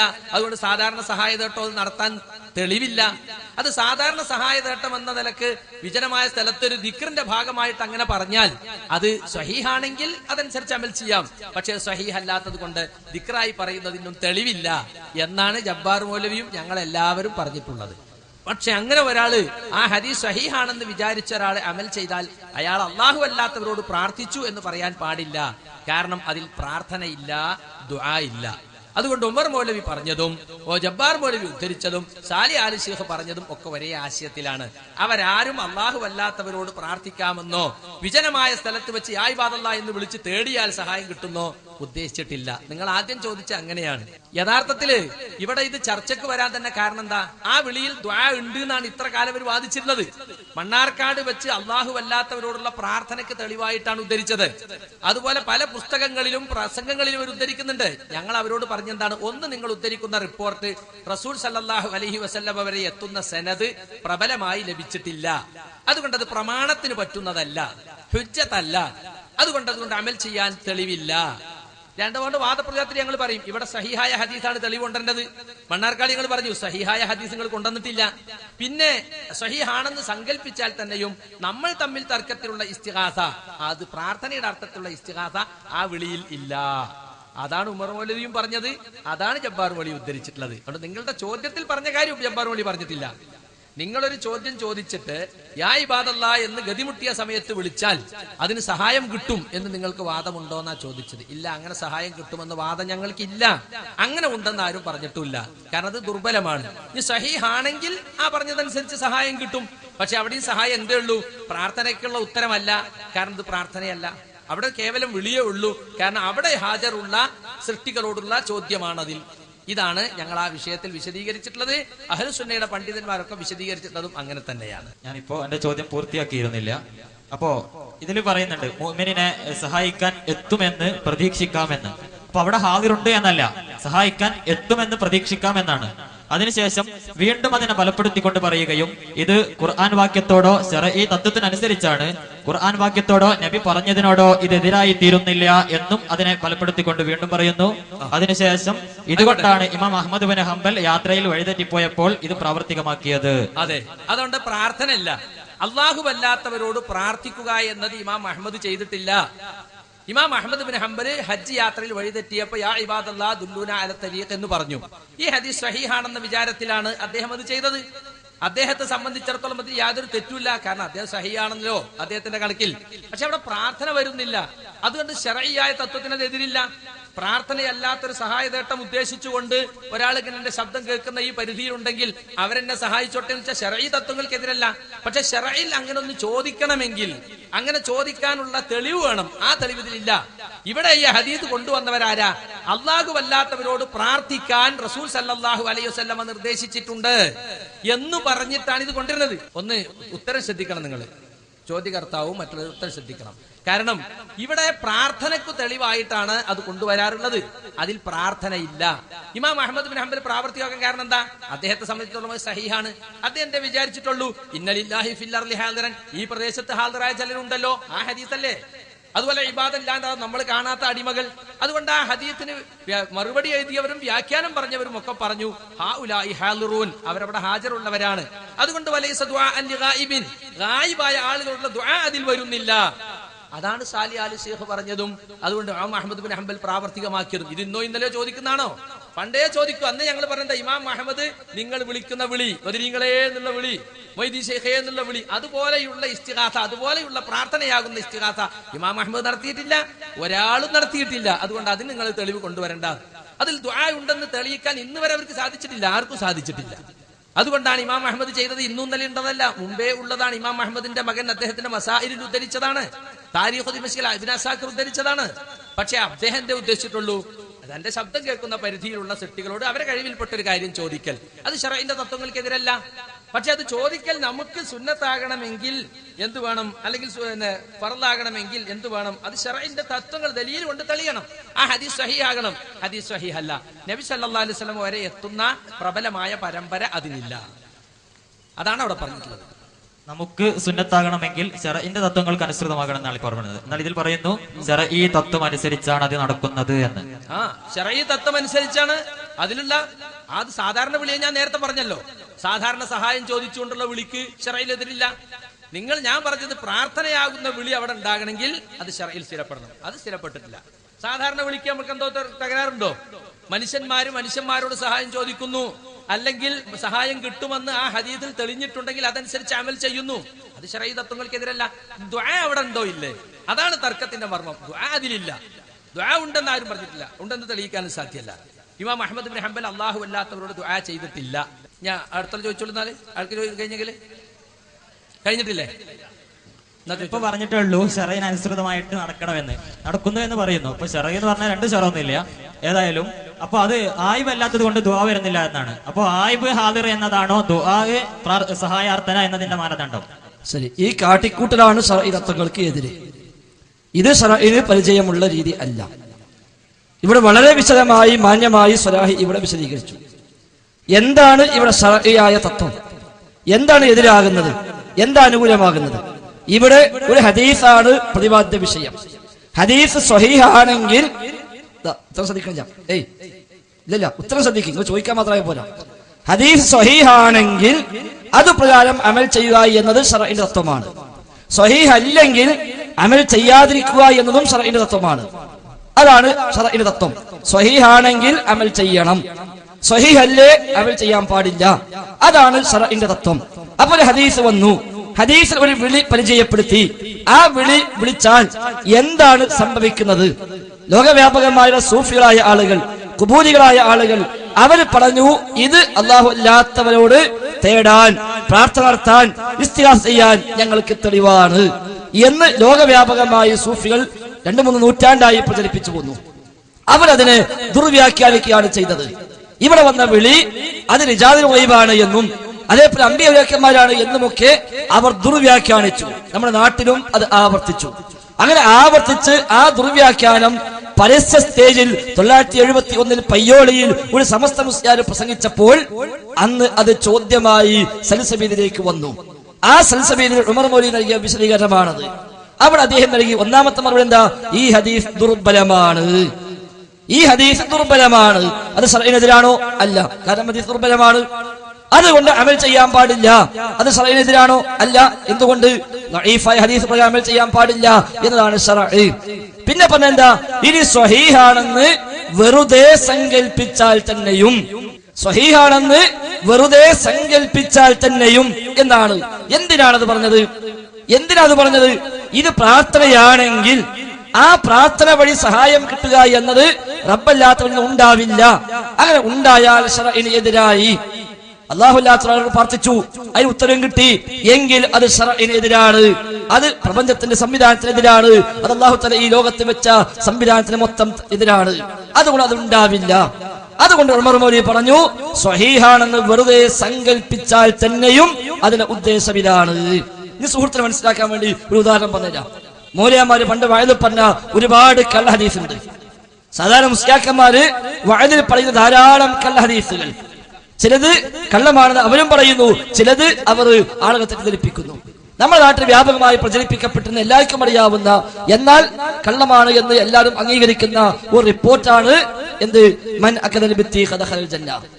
നമ്മുടെ നാട്ടിൽ പ്രചരിപ്പിക്കുന്ന സാധനം ബത്തക്ക നിന്നാ സ്വർഗത്തിൽ കടക്കും. എനിക്കും സുഹൃത്തിനൊക്കെ അറിയാം, റസൂൽ പറഞ്ഞിട്ടില്ല, അത് റസൂലിന്റെ പേരിൽ വ്യാജമായി പ്രചരിപ്പിച്ചതാണ്. ഒരുത്തൻ ഈ ഹദീസ് പൊക്കിയിട്ട് പറയാണ് മൻ അകദൽ ബിത്തീഖ ദഖലൽ ജന്ന എന്നത് വായിച്ചിട്ട് അയാൾ അത് തെളിവാക്കി എന്ത്? ആപ്പിൾ കഴിച്ചാൽ സ്വർഗത്തിൽ പോകും, ആപ്പിൾ കഴിച്ചാൽ സ്വർഗത്തിൽ പോകും. തെളിവെന്താ? മൻ അകദൽ ബിത്തീഖ ദഖലൽ ജന്ന. അപ്പൊ നമ്മൾ എന്ത് പറഞ്ഞു? അയാളുടെ 2 മറുപടി. ഒന്ന്, ഈ ഹദീസ് സ്വഹീഹല്ല, നബി തങ്ങൾ പറഞ്ഞതല്ല, അത് പ്രവാചകരുടെ പേരിൽ പിൽക്കാലത്ത് ആരോ വ്യാജമായി ഉണ്ടാക്കി പ്രചരിപ്പിച്ചതാണ്. 1. 2, ഇനി സുഹൃത്തെ, അത് സ്വഹീഹാണെന്ന് താങ്കൾ സങ്കല്പിച്ചാൽ പോലും താങ്കൾ പറഞ്ഞർത്ഥം അതിലില്ലല്ലോ. സ്വഹീഹാണെന്ന് സങ്കല്പിച്ചാൽ തന്നെയും താങ്കൾ പറഞ്ഞർത്ഥമില്ലല്ലോ. കാരണം എന്താ? താങ്കൾ പറഞ്ഞ ആപ്പിൾ കഴിച്ചാൽ സ്വർഗത്തിൽ പോകുന്ന, അതിലുള്ളതോ ബത്തക്ക തിന്നാ സ്വർഗത്തിൽ പോകുന്ന. അതുകൊണ്ട് സ്വഹീഹാണെങ്കിലും നിങ്ങൾക്ക് കാര്യമില്ല. അതാണ് യാ ഇബാദുള്ളയിലും സംഭവിച്ചത്. യാ ഇബാദുൽ ഹദീസിലും ലോകവ്യാപകമായി സൂഫികൾ പ്രചരിപ്പിച്ചു, ഇത് റബ്ബല്ലാത്തവരെ വിളിച്ചു തേടാൻ തെളിവാണ്. അപ്പൊ നമ്മൾ പറഞ്ഞു അല്ല, തെളിവല്ല. എന്തുകൊണ്ട്? 1, ഇത് സ്വഹീഹല്ല, അത് മതി മുസ്ലിമീങ്ങൾക്ക് അവിടെ കഴിഞ്ഞു. ഇനി ഏതെങ്കിലും മുസ്ലിയാക്കന്മാര് ദുർന്യായം പറഞ്ഞ് അതിന് കൂടണ്ട എന്നതുകൊണ്ട് അത് ചർച്ച ചെയ്ത പണ്ഡിതന്മാർ നൂറ്റാണ്ടുകളായി പറഞ്ഞ മറുപടി സ്വഹീഹാണെന്ന് സങ്കല്പിച്ചാൽ തന്നെയും സുബൂത്താണ്, സ്ഥിരപ്പെട്ടതാണ് എന്ന് സങ്കല്പിച്ചാൽ തന്നെയും, അല്ലെങ്കിൽ സ്വഹീഹാണെന്ന് സങ്കല്പിച്ചാൽ തന്നെയും. അതാണ് ഉമർ മൗലവി എഴുതിയത്. ആ വാചകത്തിന്റെ മേൽവാചകം അതാണ്. ഇനി സ്വഹീഹാണെന്ന് വെറുതെ സങ്കല്പിച്ചാൽ തന്നെയും, സ്വഹീഹാണെന്ന് വെറുതെ സങ്കല്പിച്ചാൽ തന്നെയും തർക്ക വിഷയവും ഇതുമായി യാതൊരു ബന്ധവുമില്ല എന്നാണ് ഉമർ മൗലവി പറഞ്ഞത്. അപ്പൊ സ്വഹീഹല്ല, അതുകൊണ്ട് സ്വീകാര്യമല്ല, പ്രാവർത്തികമാക്കാവതല്ല. ഇനി സ്വഹീഹാണെന്ന് സങ്കല്പിച്ചാലും തർക്ക വിഷയവുമായി ബന്ധമില്ല. തർക്ക വിഷയം എന്താ? റബ്ബല്ലാത്തവര്, മരിച്ചുപോയ മഹാന്മാര്, അമ്പ്യവ്യാക്കന്മാര്, മുഹീദ്ദീൻ ശൈഖ്, റിഫായി ശൈഖിനെ, ഖുതുബിയ്യത്ത് റാത്തീബ്, അതേപോലുള്ള ഏർപ്പാടിലൂടെ വിളിക്കുന്ന നമ്മുടെ നാട്ടിൽ ശിർക്ക് വിളിയുണ്ടല്ലോ, ഈ വിളികൾക്ക് തെളിവായിട്ടാ കൊണ്ടുവരുന്നത്. അതും ഇതും ബന്ധമില്ല. എന്തുകൊണ്ട്? അതിലുള്ളത് വായിബിനോടുള്ള വിളിയാണ്, ദുആ ആയ വിളിയാണ്. ഇതാവട്ടെ ഹാദിറിനോട് ആ ഹാദിറിന്റെ കഴിവ് പ്രകാരം ചെയ്യാനുള്ള ആവശ്യപ്പെടലാണ്. അതിന് ദുആ എന്ന് പറയില്ല. അപ്പോഴാ സുഹൃത്തിന് സംശയം, അപ്പൊ വായിബും ഹാദിറാണോ വ്യത്യാസം? വായിബും ഹാദിറും അല്ല വ്യത്യാസം, ദുആ ആണോ അല്ലേ എന്നാണ് വ്യത്യാസം. ദുആ ആണെങ്കിൽ ഹാദിറിനോടും പറ്റൂല, വായിബിനോടും പറ്റൂല. ദുആ അല്ലെങ്കിൽ ഹാദിറിനോട് പറ്റും, വായിബിനോട് പറ്റില്ല. നേക്കുന്നതിന് മുമ്പിൽ കാണാൻ താങ്കളോട് ഞാൻ ദുആ ചെയ്താൽ അത് ശിർക്കാ. താങ്കൾ ഇപ്പൊ ഹാദിറ, നീ കുറച്ച് കഴിഞ്ഞാൽ വായിബാകും നമുക്കറിയില്ല. ഇപ്പൊ താങ്കൾ ഹാദിറാണ്, അതുകൊണ്ട് താങ്കളോട് ഞാൻ ഇപ്പോൾ നേക്കുന്നതിന് ഇവിടുന്ന് ദുആ ചെയ്താലും അത് ശിർക്ക് തന്നെയാണ്. അപ്പോൾ ദുആ എന്ന തേട്ടം അത് ആരോടാണെങ്കിലും ശിർക്ക്. അത് ഹാദിറാവട്ടെ, വായിബാവട്ടെ, ഇൻസാവട്ടെ, ജിന്നാവട്ടെ, ആരാണെങ്കിലും ശിർക്ക്. എന്നാൽ എന്തുകൊണ്ട് ദുആ അല്ല? എന്തുകൊണ്ട് ദുആ അല്ല? ഇവിടെ മുമ്പിലുള്ള ആളോട് അയാൾക്ക് നിശ്ചയിക്കപ്പെട്ട കഴിവ്, അയാൾക്ക് ചെയ്യാൻ പറ്റുന്ന കാര്യം, ആ കാര്യത്തിലുള്ള ചോദ്യം മാത്രമേ ഉള്ളൂ. ദുആ എന്ന വകുപ്പിലേക്ക് അത് വരുന്നില്ല എന്നാണ് വിശദീകരിച്ചത്. അപ്പൊ ആള് ഹാദിറാണ്, ഹാദിറായ തോൽക്കാൻ പറ്റൂല, ഹാദിറാണ് എന്ന് മാത്രമല്ല ദുആ ഇല്ലതാനും. അതുകൊണ്ട് ആ പ്രശ്നത്തിലേക്ക് അത് ഒരിക്കലും തെളിവല്ല എന്നാണ് വിശദീകരിക്കപ്പെട്ടത്. ക്ലിയർ ആയിട്ടുണ്ടാകും എന്ന് വിചാരിക്കുന്നു. ഉത്തരം പറഞ്ഞ മൗലവി ചോദ്യം ശ്രദ്ധിച്ചിട്ടില്ലെന്ന് തോന്നുന്നു. സഹായിക്കാൻ ആരെയും കാണാതെ അത്യധികം വിഷമത്തിലകപ്പെടുന്ന സമയത്ത് യാ ഇബാദല്ലാഹ് എന്ന് വിളിച്ചാൽ അള്ളാഹുവിന്റെ മലക്കുകളും ആ ഗതിമുട്ടിയ മോമിനെ സഹായിക്കാൻ എത്തുമെന്ന് പ്രതീക്ഷിക്കാം എന്ന് പറഞ്ഞത് ഉമർ മൗലവി പഠിപ്പിച്ചു. അതിനെയാണ് ശർഈ തത്വം അനുസരിച്ചാണ് നടക്കുന്നത്. ഖുർആൻ വാക്യത്തോടോ നബി പറഞ്ഞതിനോടോ ഇതെതിരായി തീരുന്നില്ല. തെളിവുകൾ വന്നിടത്ത് നിൽക്കുക എന്നല്ലാതെ ഇതിൽ ഖിയാസ് ആവശ്യമില്ലല്ലോ. അങ്ങനെ തന്നെയാണല്ലോ വിശ്വാസകാര്യം. ഇതുകൊണ്ടാണ് ഇമാം അഹ്മദ് ഇബ്നു ഹംബൽ റഹിമഹുല്ലാ യാത്രയിൽ വഴിതെറ്റിയപ്പോൾ ഇത് പ്രാവർത്തികമാക്കിയത് എന്നാണ്. പിന്നെ മറ്റൊന്ന് പ്രാർത്ഥന. അപ്പൊ ശർഈന് എതിരാണ് എന്നാണ് നിങ്ങൾ പറയുന്നത്? ശർഈന് എതിരല്ലാതെ ഉമർ മൗലവി എഴുതി, എതിരാണ് എന്ന് പറയണമെന്നാണോ പറയാനുള്ളത്? അല്ല അല്ല, ശർഈ തത്വം നേരത്തെ പറഞ്ഞു ഇത് നമുക്ക് സുന്നത്തായി സ്വീകരിക്കണമെങ്കിൽ ശർഈ തത്വത്തിന് അനുസൃതമായി വരണമെന്ന്. അങ്ങനെ തന്നെയാണ് വന്നത് എന്ന് സ്വലാഹിയോട് ഓർമ്മപ്പെടുത്തുകയാണ്. അല്ല, അങ്ങനെയല്ല, അയ്യല്ലോ, അതിലില്ല. എവിടെയുള്ള സുന്നത്ത്? അവിടെ ഉള്ളത് ശർഈ തത്വം അനുസരിച്ച് വന്നാൽ സുന്നത്താണെന്ന് അല്പനിമിഷം സ്വലാഹി പറഞ്ഞു. സ്വലാഹി പറഞ്ഞിട്ടില്ല. ശർഈ തത്വം എന്ന് പറഞ്ഞാൽ സുന്നത്താണെന്നല്ല. ഒരാള് ചായ കുടിക്കൽ ശർഈ തത്വത്തിനെതിരല്ല എന്ന് പറയാൻ അർത്ഥം എന്താണ്? ചായ കുടിക്കൽ സുന്നത്താണെന്ന ഒരുത്തം പറയാ ചായ കുടിക്കൽ ശർഈന്റെ തത്വത്തിനെതിരല്ല, അതിനർത്ഥം ചായ കുടിക്കൽ സുന്നത്തുണ്ട് എന്നല്ല. നാം മദ്യപിക്കൽ ശർഈ തത്വത്തിനെതിരാണ് എന്ന് പറഞ്ഞ ശർഈ തത്വം എന്ന സുന്നത്തുകളല്ല. നേരെ മറിച്ച് ഒരു സംഗതി അമലായി ചെയ്യാൻ, ഒരു സംഗതി പ്രാവർത്തികമാക്കാൻ ശർഈ നിർദ്ദേശിച്ച കാര്യമായി മാറണമെങ്കിൽ അവിടെ തെളിവ് വേണം പറഞ്ഞത്. ശ്രദ്ധിക്കുക, ഒരു കാര്യം ശർഈന്റെ ഭാഗമായി മാറണമെങ്കിൽ, കാരണം എന്താ, ഇത് യാത്രയിൽ ചെയ്യാനുള്ള മര്യാദയായി പഠിപ്പിച്ചതാണ്. അങ്ങനെ മര്യാദ യാത്രക്കാരുണ്ടാകണമെങ്കിൽ എന്ത് വേണം? ശർഈന്റെ നിർദ്ദേശം വേണം, അതിന് സ്വഹീഹ് ഹദീസ് വേണം. അതില്ല എന്ന് ഉമർ മൗലവി അവിടെ തന്നെ പറഞ്ഞു. അതാ ഒന്നാമത്തെ വാചകം ഉമർ മൗലവി കൊടുത്തു, ഇത് ദുർബലമാണ്. ഇന്ന് അടുത്ത വാചകം എന്താ? സ്വഹീഹാണെന്ന് വെറുതെ സങ്കല്പിച്ചാൽ തന്നെയും, സ്വഹീഹാണെന്ന് വെറുതെ സങ്കല്പിച്ചാൽ തന്നെയും. രണ്ടുകൂടി ശ്രദ്ധിക്കേ, അല്ല അതുകൊണ്ട് കാര്യം അതുകൊണ്ട് കേൾക്കണം. ഞാൻ മറുപടി ഞങ്ങൾ വേറെ വിശദീകരിക്കാൻ കഴിഞ്ഞിട്ട് പിന്നെ നിങ്ങൾ ചോദിക്കാൻ വേണ്ടി മാത്രം വരിക. നമ്മൾ നിശ്ചയിച്ച 10 വരെ നിങ്ങൾക്ക് മാത്രം സമയം കളയാ, വേറെ ആർക്കും ചോദിക്കാൻ അവസരം കൊടുക്കാതൊക്കെ എന്നാണെങ്കിൽ അതല്ലല്ലോ താല്പര്യം. നിങ്ങൾ കേട്ടിട്ട് നിങ്ങൾക്ക് പ്രതികരിച്ചോളി. അപ്പോൾ സ്വഹീഹാണെന്ന് വെറുതെ സങ്കല്പിച്ചാൽ തന്നെയും, എന്തിനാ വെറുതെ സങ്കല്പിക്കുന്നത്? ഇത് ദുർവ്യാഖ്യാനവുമായി മുസ്ലിയാക്കന്മാർ വന്നപ്പോൾ ഇനി സ്വഹീഹാണെന്ന് നിങ്ങൾക്ക് വാദത്തിന് സമ്മതിച്ചാലും നിങ്ങൾ പറഞ്ഞ വിഷയമായിരുന്നില്ല. ശർഈ തത്വത്തിന് എതിരാകണമെങ്കിൽ എന്ത് വേണം? അല്ലാഹു അല്ലാത്ത ഒരാളെ വിളിച്ചു തേടാൻ ഒരു നിർദ്ദേശം വരണം, എങ്കിൽ ശർഈ തത്വത്തിന് എതിരാണ്. ഈ ഹദീസ് സ്വഹീഹായാൽ പോലും ശർഈന്റെ തത്വത്തിന് എതിരല്ല. ഈ ഹദീസ് സ്വഹീഹായാൽ പോലും, ഇനി ബുഖാരി മുസ്ലിം ഉദ്ധരിച്ചാൽ പോലും, നമ്മുടെ ഹദീസ് ബുഖാരി അല്ലട്ടോ, ബുഖാരി മുസ്ലിം ഉദ്ധരിച്ചാൽ പോലും മുത്തഫഖുൻ അലൈഹിയായ ഹദീസായി വന്നാൽ പോലും ശർഈന്റെ തത്വത്തിന് അത് എതിരല്ല. ശർഈന്റെ തത്വം എന്താ? ഇന്നമാ അദ്ഉ റബ്ബി, റബ്ബിനോട് ദുആ ചെയ്യാവൂ. വഅന്നൽ മസാജിദ ലില്ലാഹ് ഫലാ തദ്ഉ മഅല്ലാഹി അഹദാ. തീർച്ചയായും പള്ളികൾ അല്ലാഹുവിന്റേതാണ്, അതിനാൽ അല്ലാഹുവിനെ കൂടെ ആരോടും ദുആ ചെയ്യരുത്. അതാ ശർഇന്റെ തത്വം. അപ്പൊ പള്ളിക്ക് ഖുതുബിയത്ത് പറ്റൂല, പള്ളിക്ക് റാത്തീബ് പറ്റൂല, പള്ളിയിൽ മുഹീദിമാല പറ്റൂല, പള്ളിയിൽ മൗലിദ് പറ്റൂല, പള്ളിയിൽ ഹദ്ദാദ് പറ്റൂല, പള്ളിയിൽ ആ വക ഏർപ്പാടൊന്നും പറ്റില്ല. അതാണ് ശർഇന്റെ തത്വം. ഈ ഹദീസ് സ്വഹീഹാണെന്ന് വെറുതെ സങ്കല്പിച്ചാൽ തന്നെയും ശർഇന്റെ തത്വത്തിന് ഇതെതിരല്ല. അങ്ങനെ ഹദീസ് ഉണ്ടെങ്കിൽ എന്ത് മനസ്സിലാക്കാം? സഹായം കിട്ടുമെന്ന് പ്രതീക്ഷിക്കാം. പക്ഷെ ഹദീസ് സ്വഹീഹല്ല. ഹദീസ് സ്വഹീഹല്ല. ഹദീസ് സ്വഹീഹാണെങ്കിൽ സഹായം കിട്ടുമെന്ന് പ്രതീക്ഷിക്കാം, പക്ഷെ സ്വഹീഹല്ല. അതുകൊണ്ട് സ്വഹീഹാണ് സങ്കല്പിച്ചാൽ തന്നെയും ഇത്രേ അർത്ഥമുള്ളൂ. പക്ഷെ സങ്കല്പിക്കാൻ പോകേണ്ട കാരണം എന്താ? സ്വഹീഹല്ല, ദുർബലമാണ്. വളരെ വ്യക്തമായി 1971 ഉമർ മൗലവി എഴുതിയതാണത്. സുഹൃത്തിന് മനസ്സിലായിട്ടില്ലെങ്കിൽ സ്വസ്ഥമായി ആ ലേഖനം ഒന്നിരുന്ന് വായിച്ചാൽ മതി. ചോദിക്കാൻ വേണ്ടി മാത്രം 2 വരി വായിച്ചു പോകുന്ന കാര്യമില്ല. ആ ലേഖനം പൂർണ്ണമായി ഒന്ന് വായിക്കുക.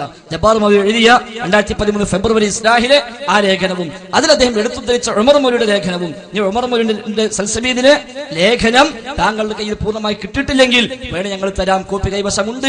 താങ്കൾ ഒന്ന് പോയി സ്വസ്ഥമായിരുന്നിട്ട് ഒന്ന് വായിച്ചു നോക്കണമെന്ന് കൂടി കൂട്ടത്തിൽ ഓർമ്മപ്പെടുത്തുകയാണ്. അപ്പൊ നിങ്ങൾ പറഞ്ഞത് പ്രകാരം മലക്കുകളും ജിന്നുകളും ഗതിമുട്ടിയ മോമിനെ സഹായിക്കാൻ എത്തും എന്ന പ്രതീക്ഷയിൽ യാ ഇബാദല്ലാ എന്ന് വിളിക്കാൻ പറ്റുമോ? കാറ്റടിക്കാതെ മറുപടി വരണം. ഒരിക്കലും പറ്റില്ല, ഒരിക്കലും പറ്റില്ല.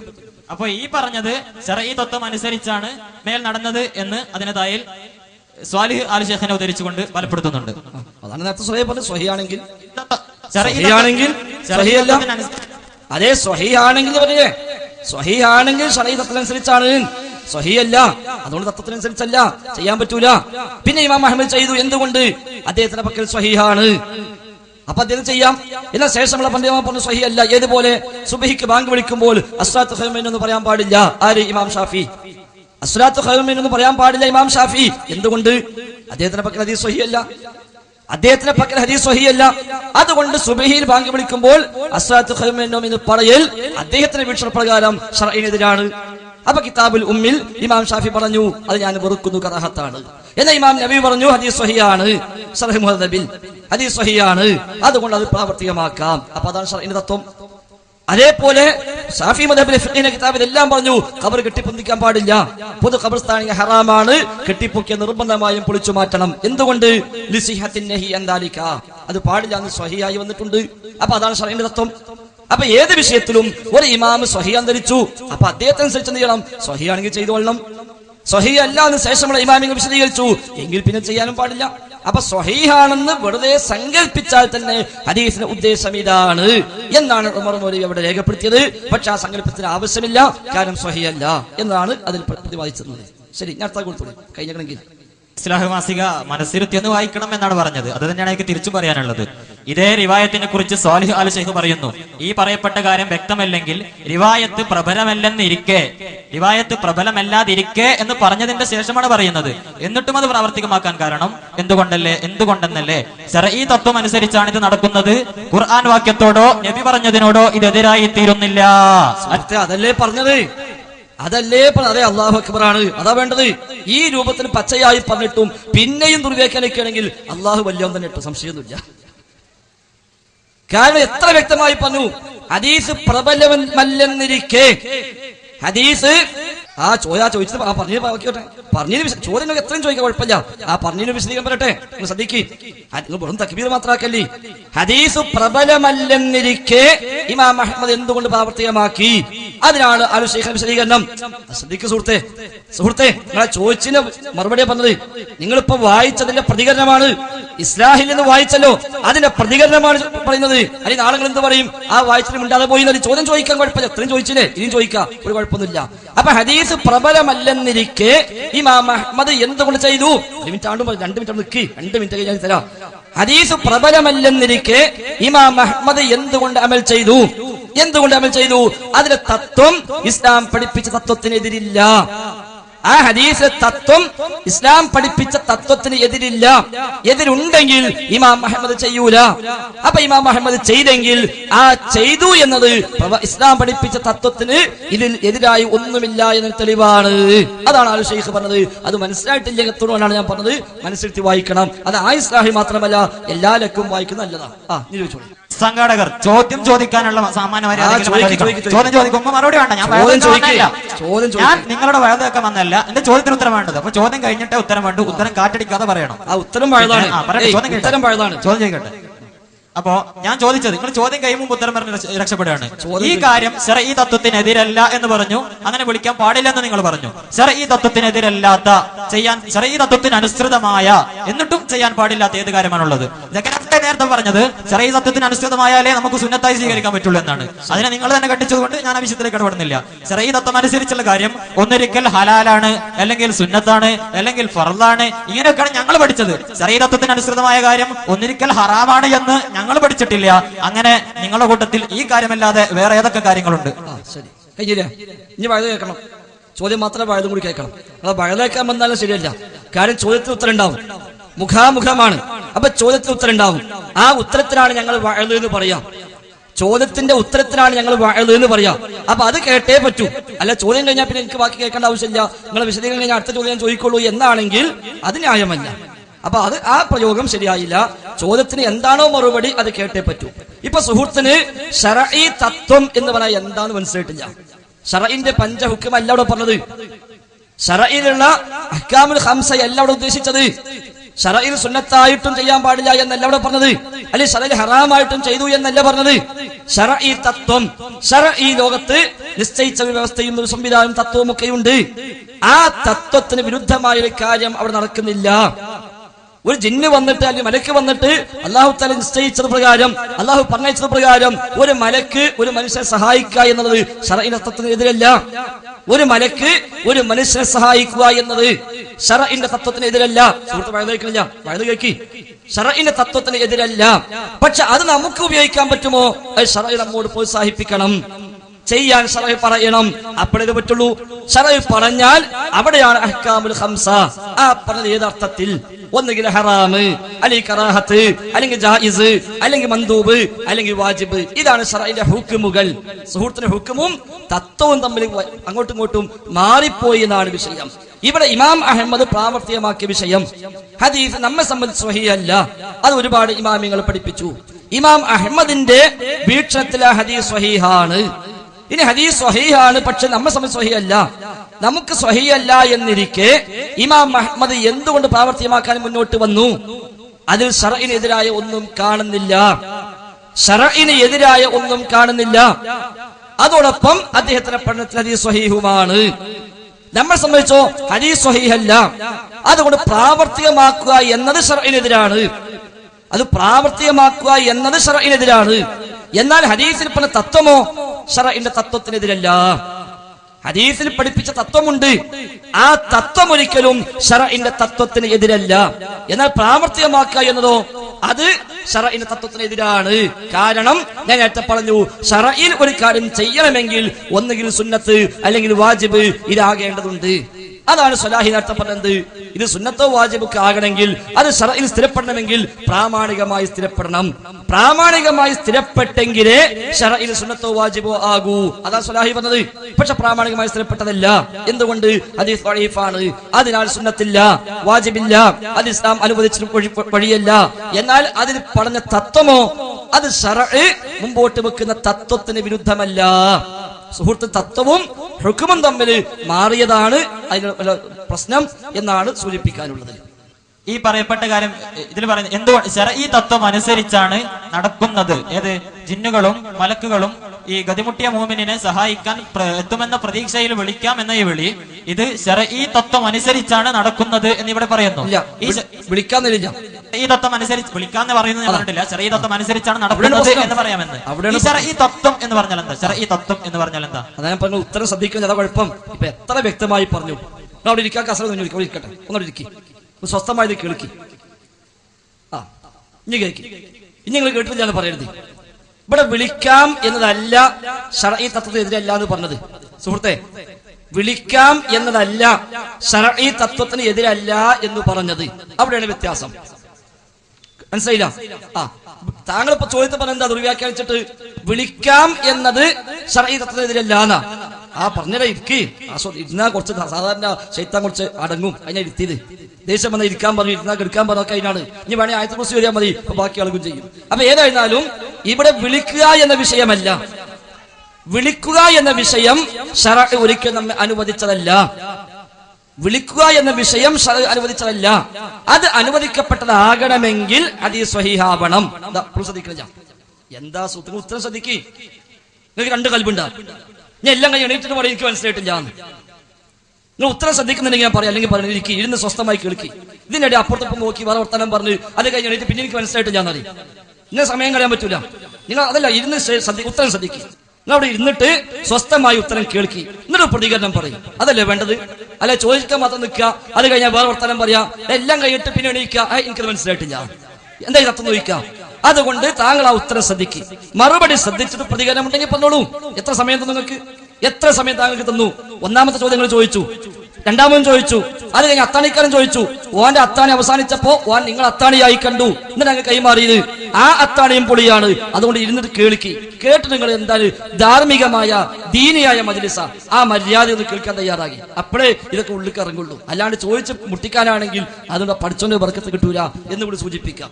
ഏതായിരുന്നാലും ഇവിടെ ഉമർ മൗലവി എഴുതിയതാണ്. ഇതാ ഖണ്ഡനം ഞാൻ വായിച്ചതാ, സൽസബീല്. ഇതിൽ നിന്നാണ് ജബ്ബാർ മൗലവി എടുത്തു കൊടുത്തത്. ഈ ഹദീസ് ബലഹീനമാണെന്നതിൽ തർക്കമില്ല. അതാണ് ഒന്നാമത്തെ വാചകം. ഈ ഹദീസ് ബലഹീനമാണെന്നതിൽ തർക്കമില്ല. കാരണം ഇതിന്റെ പരമ്പരയിൽ സെയ്ദ് ബിൻ അലി എന്ന ആൾ ഉത്ബയെ കണ്ടിട്ടില്ല. അതിനാൽ സനദ് ഇടമുറിഞ്ഞത് നിമിത്തം തള്ളപ്പെട്ടിരിക്കുന്നു. അതാണ് ശറഇന്റെ ഒരു തത്വം. ഹദീസ് സ്വഹീഹ് അല്ലെങ്കിൽ അത് സ്വീകാര്യമല്ല. ഇവിടെ പരമ്പര മുറിഞ്ഞതാണ്. അതുകൊണ്ട് മുറിഞ്ഞ പരമ്പര ഉള്ളത് കൊണ്ട് ഇത് തള്ളപ്പെട്ടിരിക്കുന്നു. ഈ ഹദീസ് തള്ളപ്പെട്ട ഹദീസാണ്. അതാണ് ശറഇന്റെ ഒന്നാമത്തെ നിയമം. ഹദീസ് സ്വഹീഹല്ലേ തള്ളേണ്ടതാണ്, സ്വഹീഹാണോ കൊള്ളേണ്ടതാണ്. അതാണ് ശറഇന്റെ ഒരു നിയമം. എന്നിട്ട് പറയാം, ഇനി ഹദീസ് സ്വഹീഹാണെന്ന് വെറുതെ സങ്കൽപ്പിച്ചാൽ തന്നെയും, ഹദീസ് സ്വഹീഹാണെന്ന് വെറുതെ സങ്കൽപ്പിച്ചാൽ തന്നെയും വാദവിഷയവും ഇതും തമ്മിൽ യാതൊരു ബന്ധവുമില്ല. വാദവിഷയം എന്താ? മുഹീദ്ദീൻ ശൈഖ് രക്ഷിക്കണേ, ബദരീങ്ങളെ കാക്കണേ എന്നിങ്ങനെ തേടാൻ ഇത് തെളിവാണ്. അതാ വാദവിഷയം. ഈ ഹദീസ് സ്വഹീഹല്ല, അതിനാൽ അതിന് തെളിവല്ല. ഒന്ന്. രണ്ട്, സ്വഹീഹാണെന്ന് വെറുതെ സങ്കൽപ്പിച്ചാൽ തന്നെയും വാദവിഷയവുമായി ബന്ധമില്ല. എന്തുകൊണ്ട്? വാദവിഷയം ശറഇന്റെ തത്വത്തിന് എതിരാണ്. ഈ വിഷയമോ ശറഇന്റെ തത്വത്തിന് എതിരല്ല. മരിച്ചുപോയ മഹാന്മാരെ വിളിച്ചു തേടിയിട്ട് അവരിവിടെ ഹാജരായി അവർ നമ്മുടെ വിളി കേട്ട് അവർ നമ്മെ സഹായിക്കുക എന്നത് ശറഇന്റെ തത്വത്തിന് എതിരാണ്. വിളിക്കണോ വിളിക്കേണ്ട വിഷയം വേറെ. ആ വിഷയം തന്നെ ശറഇൽ അങ്ങനെ തത്വമേ ഇല്ല. ഖുതുബിയത്തിൽ പറഞ്ഞല്ലോ, വമയുനാദിസ്മി അൽഫം ബിഖൽവതിഹി അസ്മൻ ബിഹിമ്മതിഹി സർമൻ ലിവഫതിഹി അജബ്തുഹു മുസ്ലിഅ മിൻ അജ്ലി ദഅവതിഹി ഫൽയദ്ഉ യാ അബ്ദുൽ ഖാദിർ മുഹിയദ്ദീനി. ഒറ്റയ്ക്ക് നിന്ന് ശ്രദ്ധ മുഴുവൻ ശൈഖിലേക്കാക്കി ഉത്തരം കിട്ടുമെന്ന ഉറപ്പോടുകൂടി 1000 പ്രാവശ്യം യാ അബ്ദുൽ ഖാദിർ മുഹിയദ്ദീൻ എന്ന് വിളിച്ചാൽ എത്രയും പെട്ടെന്ന് ഞാൻ ഉത്തരം ചെയ്യും. അത് ശറഇൽ ഇല്ലാത്ത തത്വമാണ്. അങ്ങനെ തത്വമേ ശറഇൽ ഇല്ല. എന്നാൽ അല്ലാഹു തആല അവന്റെ മലക്കുകളെ വിശ്വാസികളെ സഹായിക്കാൻ വേണ്ടി പറഞ്ഞേക്കുക എന്ന തത്വം ഇസ്ലാം അംഗീകരിച്ചതാണ്. ഹഫദത്തിന്റെ മലക്കുണ്ട്. അപ്പോൾ വിശ്വാസികളെ സഹായിക്കാൻ റബ്ബ് മലക്കുകളെ ഉപയോഗിക്കുന്നു. സുഹൃത്ത് കേൾക്കണില്ല? വിശ്വാസികളെ സഹായിക്കാൻ അല്ലാഹു മലക്കുകളെ ഉപയോഗിക്കുന്നു. അത് ശറഇന്റെ തത്വമാണ്. അവരെ വിളിക്കണമെങ്കിലോ അത് ശറഅ് പഠിപ്പിക്കണം. നമ്മോട് വിളിക്കണമെങ്കിൽ ശറഅ് അനുവാദം നൽകണം. അനുവാദം നൽകിയിട്ടില്ല. അനുവാദം ഉണ്ട് എന്ന് പറയാൻ തെളിവ് ഈ റിപ്പോർട്ടാണ്. ഈ റിപ്പോർട്ട് ആവട്ടെ സ്വഹീഹല്ല. ഈ റിപ്പോർട്ട് ദഈഫാണ്, ദുർബലമാണ്, തള്ളപ്പെട്ടതാണ്. അതുകൊണ്ട് അവരെ വിളിക്കുക എന്നത് ശറഇനെതിരാണ്. എന്നാൽ അതിൽ നടക്കുന്ന കാര്യമോ ഹദീസ് സ്വഹീഹ് ആണെങ്കിൽ അവിടെ എന്താണുള്ളത്? നാം കാണാത്ത ഹാജരായ അടിമകൾ അവന്റെ സഹായത്തിനെത്തും. അത് അടുത്ത വാചകം ഉമർ മൗലവി അദ്ദേഹം തന്നെ പറയാം, മുഹീദ്ദീൻ ശൈഖ് രക്ഷിക്കണേ എന്ന് വിളിച്ചു തേടുന്നത് അനുവദനീയമാണെന്നാണല്ലോ വാദം. അള്ളാഹുവിന്റെ അടിമകളെ സഹായിക്കണേ എന്നാണല്ലോ ഹദീസിലുള്ളത്. എത്ര പ്രാവശ്യം കേൾക്കുന്നത്? ചോദിച്ചാൽ ഓനല്ലേ പറയേണ്ടത്? ഓൻ കേൾക്കണ്ടേ? ചോദിച്ചോ? കേൾക്കാൻ മൈക്കാണോ? കേൾക്കാനും മൈക്കാണോ? അത് അസുഖം പറയണം. നിങ്ങൾ ഉത്തരം കേൾക്കി. നിങ്ങൾ ചോദിച്ചായി പറയണത്. അല്ലെങ്കിൽ നിങ്ങൾക്ക് പോകാം. മര്യാദക്ക് ചോദിച്ച് മര്യാദക്ക് ഉത്തരം കേൾക്കാൻ പറ്റുമെങ്കിൽ നിങ്ങൾ ചോദിച്ചാൽ മതി. അവിടെ ഇരുന്ന് ശാന്തമായി കേൾക്കി. നിങ്ങൾ അവിടെ അങ്ങോട്ടും ഇങ്ങോട്ടും തിരിഞ്ഞ് കുസുകുസു പറഞ്ഞ് നിർത്തിയാൽ പിന്നെ എണീക്കുക. എനിക്ക് മനസ്സിലായിട്ടില്ല എന്നറിയാം. അതിനുള്ളതല്ല ഈ പരിപാടി. ഇത് ഈ നാട്ടുകാർക്ക് ദീനിയായ സംശയം ദീനിയായ താല്പര്യത്തിൽ ചോദിക്കാൻ വേണ്ടി വെച്ചതാണ്, അല്ലാതെ വെറുതെ സംഘടിപ്പിച്ചല്ല. അപ്പൊ ഉത്തരം ശ്രദ്ധിക്കണം, അതിനാണെങ്കിലേ ബാക്കി പറയുള്ളൂ. ഈ നിങ്ങൾ അങ്ങോട്ടും തിരിഞ്ഞാല് ഞാൻ അവസാനിപ്പിക്കും ഈ മറുപടി. ഉമർ മൊഴി പറയുന്നു, ഒരു വിജനപ്രദേശത്ത് ഒറ്റക്ക് അകപ്പെട്ട് വിഷമം കൊടുമ്പിരി കൊള്ളുമ്പോൾ എന്നിങ്ങനെ സന്ദർഭം വ്യക്തമായി നിർണയപ്പെടുത്തുകയും ചെയ്തു. അപ്പോൾ ജനനിബിഡമായ ഒരു പ്രദേശത്ത് വെച്ച് മുഹീദ്ദീൻ ശൈഖിനെ വിളിച്ചു തേടാൻ എന്തൊരു വെളിച്ചമാണ് ഈ ഹദീസിൽ നിന്ന് ലഭിക്കുന്നത്. സഹായിക്കാൻ ആരെയും കാണാതെ അത്യധികം വിഷമത്തിൽ അകപ്പെടുന്ന സമയത്ത് യാ ഇബാദല്ലാഹ് എന്ന് വിളിച്ചാൽ അള്ളാഹുവിന്റെ മലക്കുകളും ജിന്നുകളും ആ ഗതിമുട്ടിയ മുഅ്മിനെ സഹായിക്കാൻ വന്നെത്തുമെന്ന് പ്രതീക്ഷിക്കാം. ഇതാണ് ഹദീസിലെ ഉപദേശം. എപ്പോൾ സ്വഹീഹാണെന്ന് വെറുതെ സങ്കല്പിച്ചാൽ ഇതാണ് ഹദീസിലെ ഉദ്ദേശം. പക്ഷെ സ്വഹീഹാണോ? അല്ല, തള്ളപ്പെട്ടതാണ്. ഇനി അങ്ങനെ ജിന്നും മലക്കും സഹായിക്കാൻ വന്നെത്തുക എന്നത് ശർഈന്റെ തത്വത്തിനെതിരാണോ? അല്ല.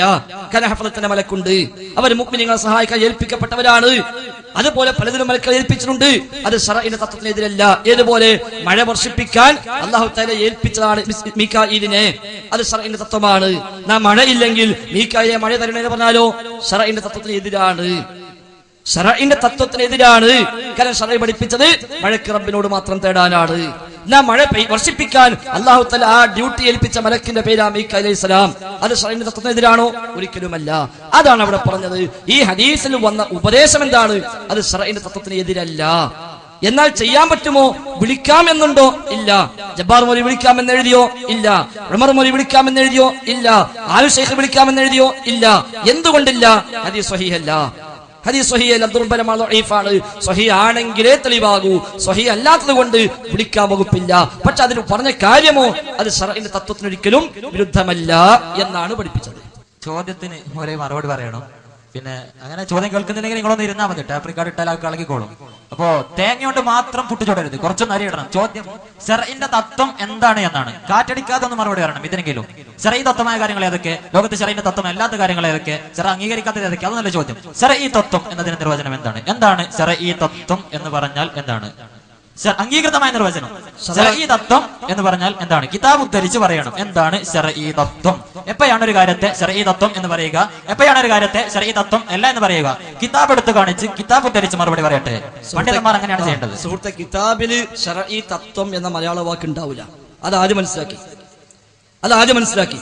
ശർഈ തത്വം എന്ന് കിതാബ് ഉദ്ധരിച്ച് പറയണമെന്ന ഇത് എന്ത് ചോദ്യ? അത്താണിക്ക് എത്ര മോശക്കാരുണ്ടോ? നമുക്ക് അത്താണിയെ പറ്റി കുറച്ചൊരു മതിപ്പുണ്ടായിരുന്നു. അപ്പൊ ശർഈ തത്വം എന്ന വാക്ക് മലയാള വാക്കാണ്. അത് അറബി കിതാബിന് കാണിക്കുന്ന അത് നിങ്ങൾ ആരെക്കൊണ്ട് കാണിക്കാൻ കഴിയുമോ? എന്നിട്ട് ഞാൻ പറഞ്ഞ നെയ്യും ഞാൻ ചോദിച്ചതല്ലോ എന്നറിയും. ആ വക ആ കുരുട്ടുബുദ്ധി ഉണ്ടല്ലോ, അത് തൽക്കാലം നടക്കൂല. ഇനി ഞാൻ ചോദിക്കട്ടെ, ഞാൻ ഇത്രയും സമയം ഞാൻ വിശദീകരിച്ചു എന്താ ശർഈ തത്വം, എങ്ങനെയാ തത്വം വരുന്നത്, പ്രാവർത്തികമാക്കാള് എന്താണ്, പഠിപ്പിക്കപ്പെട്ട തത്വം എന്താണ്, ലോകത്തുള്ള നിശ്ചയിച്ച സംവിധാനം, ഇതൊക്കെ പറഞ്ഞു. ഈ പറഞ്ഞതിൽ, ഈ വായിച്ചതിലോ ഞാൻ പറഞ്ഞതിലോ, നിങ്ങൾ പറഞ്ഞല്ലോ പിന്നെ തേങ്ങ കൂടി ഇടണം, ആ തേങ്ങ നിങ്ങൾ ഇടിനാല് എന്നാ പുട്ടാവുമല്ലോ, ആ തേങ്ങ നിങ്ങൾ ഇട്ടുടുക്കി. ഇവിടെ ശർഈ തത്വത്തിന് എതിരായിട്ട് എന്താണ് ഈ പറഞ്ഞതിൽ ശർഈ തത്വത്തിന് എതിരല്ല എന്ന് വളരെ വിശദമായി താങ്കളല്ലാത്ത അല്ലെങ്കിൽ താങ്കളെ കൂടെ തക്ബീർ ചൊല്ലാൻ വന്നവരല്ലാത്ത ബാക്കി എല്ലാവർക്കും മനസ്സിലാകാവുന്ന തരത്തിൽ ഇവിടെ വിശദീകരിച്ചു. ഉറങ്ങുന്നവരൊക്കെ ഉണർന്നു എന്നർത്ഥം, ഉറക്കം നടിക്കുന്നവർ ഉണരുമെന്ന് പ്രതീക്ഷ ഇല്ല. അതുകൊണ്ട് ഈ പറഞ്ഞതിൽ ശർഈന്റെ തത്വത്തിന് എതിരായി എന്തുണ്ട് അതാണല്ലോ കിട്ടേണ്ടത്. അതുണ്ടെങ്കിലേ ആവശ്യമുള്ളൂ. ഞാൻ പറഞ്ഞു ശർഈന്റെ തത്വത്തിന് എതിരല്ല, അത് ഉമർ മൗലവി എഴുതി, അത് ആലു ശൈഖ് പറഞ്ഞു, അത് അബ്ദുൽ ജബ്ബാർ മൗലവി ഇസ്ലാഹി മാസികയിൽ എടുത്തുദ്ധരിച്ചു, ഞാനത് വിശദീകരിച്ചു. അത് ശർഈന്റെ തത്വത്തിന് എതിരല്ല എന്ന് ഏത് അർത്ഥത്തിലാണെന്ന് പറഞ്ഞു, ശർഈന്റെ തത്വം എന്താന്ന് പറഞ്ഞു, ശർഈന്റെ അഹ്കാം എന്താന്ന് പറഞ്ഞു, അഹ്കാമുൽ ഖംസ പറഞ്ഞു, എല്ലാം വിശദീകരിച്ചു. ഇനി അതിൽ ശർഈന്റെ തത്വത്തിന് എതിരാണ് എന്ന് നിങ്ങൾക്ക് അഭിപ്രായം ഉണ്ടോ? ഞങ്ങൾ പറഞ്ഞോളി, നമ്മൾ ബാക്കിയല്ലോ. അല്ലാണ്ട് ഇപ്പൊ മുമ്പ് ശർഈ തത്വത്തിന്റെ നിർവചനം കിട്ടണമെന്ന അത് മലയാള വാക്കാണ്, അത് അറബിയിൽ നിന്ന് നിർവചനം കിട്ടൂല. നിങ്ങൾ ഈ ശർഹ് മാത്രമല്ല കേൾക്കാതെ പോയത്. ആരാണ് ഉറങ്ങുന്നത്, ആരാണ് ഉണർന്നത് കാണിച്ചു തരാം. ഞാൻ പറഞ്ഞത് തേങ്ങയോണ്ട് മാത്രം പുട്ടിച്ചോടരുത്, കുറച്ച് അരി ഇടണം. നിങ്ങൾ തിരിച്ചു പറഞ്ഞത് തേങ്ങ ഇട്ടോളി എന്നാണ്. അതുപോലും കേൾക്കാതെ നിങ്ങളൊന്ന് ഇരിക്ക്. സലാഹി തപ്പുണ്ട്, ഇപ്പം കിട്ടും അതിന്റെ ആൻസർ. അപ്പോ ഞാൻ ചോദിച്ചത് എന്താണ് ശർഈ തത്വം എന്ന് പറഞ്ഞാൽ എന്താണ് എന്നാണ്. കിതാബ് ഉദ്ധരിച്ച് പറഞ്ഞാൽ അതിന്റെ അറബിയാണ് കിതാബിൽ ഉണ്ടാകുക എന്ന് മനസ്സിലാക്കാനുള്ള സാമാന്യ ബുദ്ധി പോലും ആലോചിക്കില്ലേ? പിന്നെ ഇങ്ങനെ മുന്നോട്ട് പോകണമെങ്കിൽ ഇതിന്റെ ആൻസർ നിങ്ങൾ പറയില്ല. ഈ പെടക്കൽ എന്തുകൊണ്ടാന്ന് ഞങ്ങൾക്കറിയാം. ഇവിടെ അത്താണിക്കൽ ഒരു മുഖാമുഖം നടത്താൻ ഞങ്ങൾ അനുവദിക്കില്ല എന്ന് വീരവാദം മുഴക്കിയവരൊക്കെ ഇവിടെ ഉണ്ട്. അപ്പൊ ഇത് മാന്യമായി നടന്നു പോകുന്നത് കാണുമ്പോൾ ചില ആളുകൾക്ക് അസ്വസ്ഥത ഉണ്ടാകും. അതുകൊണ്ട് സുഹൃത്തിന് ചെയ്യേണ്ടത് ആ വായിച്ചതിൽ ശർഈ തത്വത്തിന് വിരുദ്ധമായി എന്താണുള്ളത് അത് തെളിയിക്കുക. ജബ്ബാർ മൗലവി പറഞ്ഞു ശർഈ തത്വത്തിന് വിരുദ്ധമല്ല എങ്കിൽ അത് ശർഈ തത്വത്തിന് വിരുദ്ധമാണെന്ന് തെളിയിക്കുക. ശർഈ തത്വത്തിന് ഏത് ശർഈന്റെ തത്വത്തിനാണ് ഇത് വിരുദ്ധമായിട്ടുള്ളത് അത് തെളിയിക്കുക. അതുകൊണ്ട് അല്ലാതെ വെറുതെ സൗണ്ട് ഉണ്ടാക്കിയിട്ട് കാര്യമില്ല. അതുകൊണ്ട് തെളിവ് പറ, എന്താണ് ഇവിടെ ശർഈ തത്വത്തിന് വിരുദ്ധമായിട്ടുള്ളത്? അത് ശർഈ തത്വത്തിന് വിരുദ്ധമല്ല എന്ന് ഫൈസൽ സ്ഥാപിച്ചു. എങ്കിൽ താങ്കൾക്ക് അതിനെ ഗണ്ണിക്കാൻ കഴിയുമെങ്കിൽ ഇതാ ഇന്ന ആയത്തിന്റെ അടിസ്ഥാനത്തിൽ, ആയത്ത് അവിടുന്ന് ഇങ്ങോട്ട് പോകല്ലോ, ഇന്ന ഹദീസിന്റെ അടിസ്ഥാനത്തിൽ ഇന്ന ഇമാമിന്റെ ഖൗല് പ്രകാരം ഈ ജബ്ബാർ മൗലവി എഴുതിയത് ഈ വിശുദ്ധ ഖുർആൻ അല്ലെങ്കിൽ പരിശുദ്ധ ഇസ്ലാമിന്റെ ഇന്ന അടിസ്ഥാന തത്വത്തിന് വിരുദ്ധമാണ്, അത് പറ. ഞാനൊരു മുഖാമുഖം വെക്കുമ്പോൾ നിങ്ങൾക്ക് ചോദ്യത്തിന് അവസരം തരാം. ഇപ്പൊ എന്റെ ചോദ്യം, ശർഈ തത്വം അതിന് അറബി എന്താണോ അതിനെന്താണോ കിതാബിൽ പ്രയോഗിച്ചത്, അതിനെന്താണോ നിർവചനം നൽകിയത്, അത് പറയാം. നിങ്ങൾക്ക് ചോദ്യം എന്റെ മുഖാന്തരം ഒന്ന് വയ്ക്കാം. നിങ്ങൾ ചോദ്യം ചോദിക്കുകയും ഞങ്ങൾ മറുപടി പറയുകയും ചെയ്തു. നിങ്ങൾ പ്രസംഗിക്കാനല്ല, നിങ്ങൾ ചോദ്യം ചോദിക്കാനാണ് വന്നത്. ചോദ്യം ചോദിക്കാതെ നിങ്ങൾ വെറുതെ മൈക്കെടുക്കുകയാണെങ്കിൽ അത് പ്രസംഗിക്കുന്നതിന് തുല്യ. നിങ്ങൾ വന്നിട്ട് ഇങ്ങനെ പ്രസംഗിക്കുക, ഞങ്ങൾ പറയുന്നത് കേൾക്കൂല, അത് ശ്രദ്ധിക്കൂല, പിന്നെയും പറയാ അത് മനസ്സിലായിട്ടില്ല അറിയാം. ഇവിടെ ആദ്യം ചോദിച്ച ചോദ്യത്തിന്റെ തുടർച്ചയായിട്ടാണ് ഇതൊക്കെ ഉണ്ടായത്. ആ ചോദിച്ചതിന് ഞാൻ ആദ്യം തന്നെ പറഞ്ഞു, ഗതിമുട്ടിയ മുഅ്മിനിനെ സഹായിക്കാൻ അള്ളാഹു അല്ലാത്ത ആരെയും അള്ളാഹു സുബ്ഹാനഹു വ തആല ഏൽപ്പിച്ചിട്ടില്ല. സാധാരണ നിലക്ക് അള്ളാഹുവിന്റെ അടിമകളെ എന്ന് ഗതിമുട്ടിയ സമയത്ത് വിളിച്ചാൽ അതൊരു ദുആയാണ്. അത് അള്ളാഹു അല്ലാത്തുള്ള ദുആയാണ്, അതിന് യാതൊരു തെളിവുമില്ല. പിന്നെ അതിന് കൊണ്ടുവരുന്ന തെളിവ് ഏതാ? ഈ ഹദീസാണ്. ആ ഹദീസ് സ്വഹീഹല്ല. അതുകൊണ്ട് തന്നെ സ്വഹീഹല്ലാത്ത ഹദീസ് കൊണ്ട് അമൽ ചെയ്യാന്നുള്ളത് ശർഈൽ അംഗീകരിക്കപ്പെട്ട തത്വമല്ല. ശർഈ തത്വം എന്ന് പറഞ്ഞാൽ അത് ഖാഇദ ശർഈയ, ശർഈൽ അംഗീകരിക്കപ്പെട്ട തത്വം, ശർഈന് വിരുദ്ധമല്ലാത്ത, ശർഈൽ കിതാബിനും സുന്നത്തിനും വിരുദ്ധമല്ലാത്ത തത്വം, അതെല്ലാം നമ്മൾ അംഗീകരിക്കും. അതാണ് ഫൈസൽ മൗലവി ഇവിടെ പറഞ്ഞത്. അള്ളാഹു അല്ലാത്തവരോട് പ്രാർത്ഥിക്കുക എന്നുള്ളത് ശർഅ അംഗീകരിച്ചതല്ല.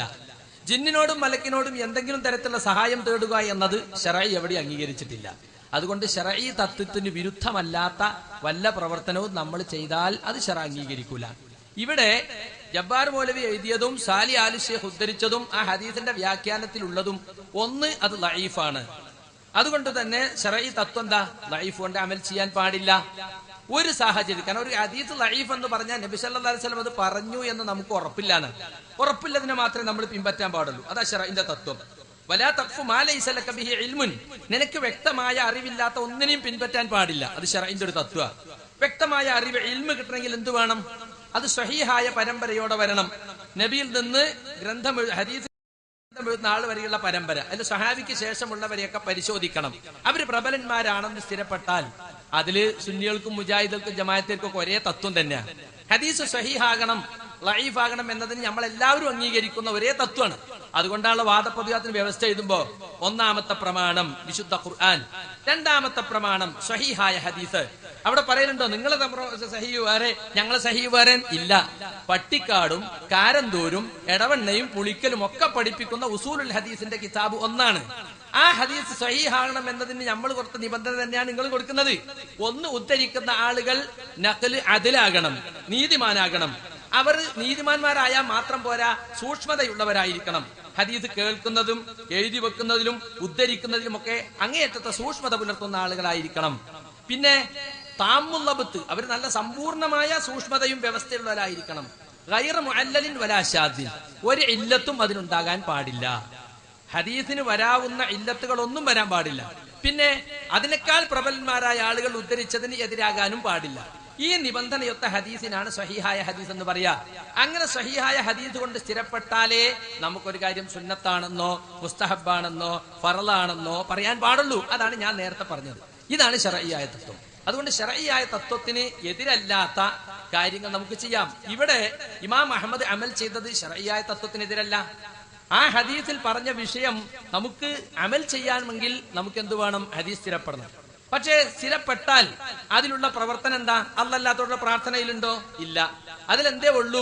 വിജനമായ സ്ഥലത്ത് അദ്ദേഹം വഴിതെറ്റിയപ്പോ അദ്ദേഹം യാ ഇബാദല്ലാഹ് ദുല്ലൂന അല തരീഖ് എന്ന് വിളിച്ചു പറഞ്ഞു. അത് ശർഈന്റെ തത്വത്തിനെതിരല്ല. കാരണം അദ്ദേഹത്തിന്റെ മനസ്സിൽ പ്രാർത്ഥനയില്ല. അവിടെ ആ ശബ്ദം കേൾക്കുന്ന പരിധിയിലുള്ള അള്ളാഹു നിശ്ചയിച്ച മലക്കുകളോ അല്ലെങ്കിൽ ജിന്നുകളോ ആ ശബ്ദം കേട്ടിട്ട് അദ്ദേഹത്തെ സഹായിക്കുമെന്നേ ഉള്ളൂ. അത് ശർഈന്റെ തത്വത്തിനെതിരല്ല. പക്ഷെ അങ്ങനെ ഒന്ന് നിശ്ചയിച്ചു എന്ന് തെളിയണമെങ്കിൽ എന്ത് വേണം? ഹദീസ് സ്വഹീഹാകണം. സ്വഹീഹ് ആകാത്തോണ്ട് ഞമ്മക്കത് അമൽ ചെയ്യാൻ പറ്റൂല. പക്ഷെ അങ്ങനെ സ്വഹീഹ് ആണെങ്കിൽ തന്നെ അവിടെ അദ്ദേഹത്തിന് അമൽ ചെയ്യാൻ എതിരുണ്ടോ? ഇല്ല. ഇതാണ് ആ പറഞ്ഞത്. അതുകൊണ്ട് കാര്യങ്ങൾ കൂട്ടിക്കുഴക്കാതെ ശരിക്കും മനസ്സിലാക്കാൻ എന്റെ സഹോദരൻ തയ്യാറാകണം എന്നാണ് എനിക്ക് പറയാനുള്ളത്. ഞങ്ങൾ രണ്ടു കൂട്ടരും ഇത്ര സമയം വിശദീകരിച്ചതാണ്. നിങ്ങൾ എൽമിയായ നിലക്ക് കാര്യങ്ങൾ ചോദിക്കണം, അതാണ് ആവശ്യപ്പെടാനുള്ളത്. നിങ്ങൾ വിശദീകരിച്ചത് അതാണോ? പക്ഷെ ചോദിച്ചത് അതല്ലല്ലോ സലാഹി. ഞാൻ നിങ്ങളുടെ മകൻ ബരീറിന്റെ ഒരു സുഹൃത്തു കൂടിയാണ്. ആ നിലക്കുള്ള ബന്ധമെങ്കിലും പരിഗണിച്ച് നിങ്ങൾ ചോദ്യത്തിന് മറുപടി പറയണം. നിങ്ങൾ ചോദ്യം ചോദിച്ചോളൂ. നിങ്ങൾ എന്റെ മോന്റെ സുഹൃത്തായാലും ആരായാലും നമുക്ക് ചോദ്യം ചോദിക്കാം. നിങ്ങൾ ചോദിക്കുന്നില്ലേ അടുത്ത ആൾ കൊടുക്കണം. അടുത്ത ആൾ ചോദിച്ചോട്ടെ. മോനെ അടുത്ത ആൾ കൊടുക്കാം. വെറുതെ സമയം കളയരുത്. നമ്മൾ വിലപ്പെട്ട സമയം, ഈ മനുഷ്യന്മാരുടെ ഒക്കെ വിലപ്പെട്ട സമയമാണ്.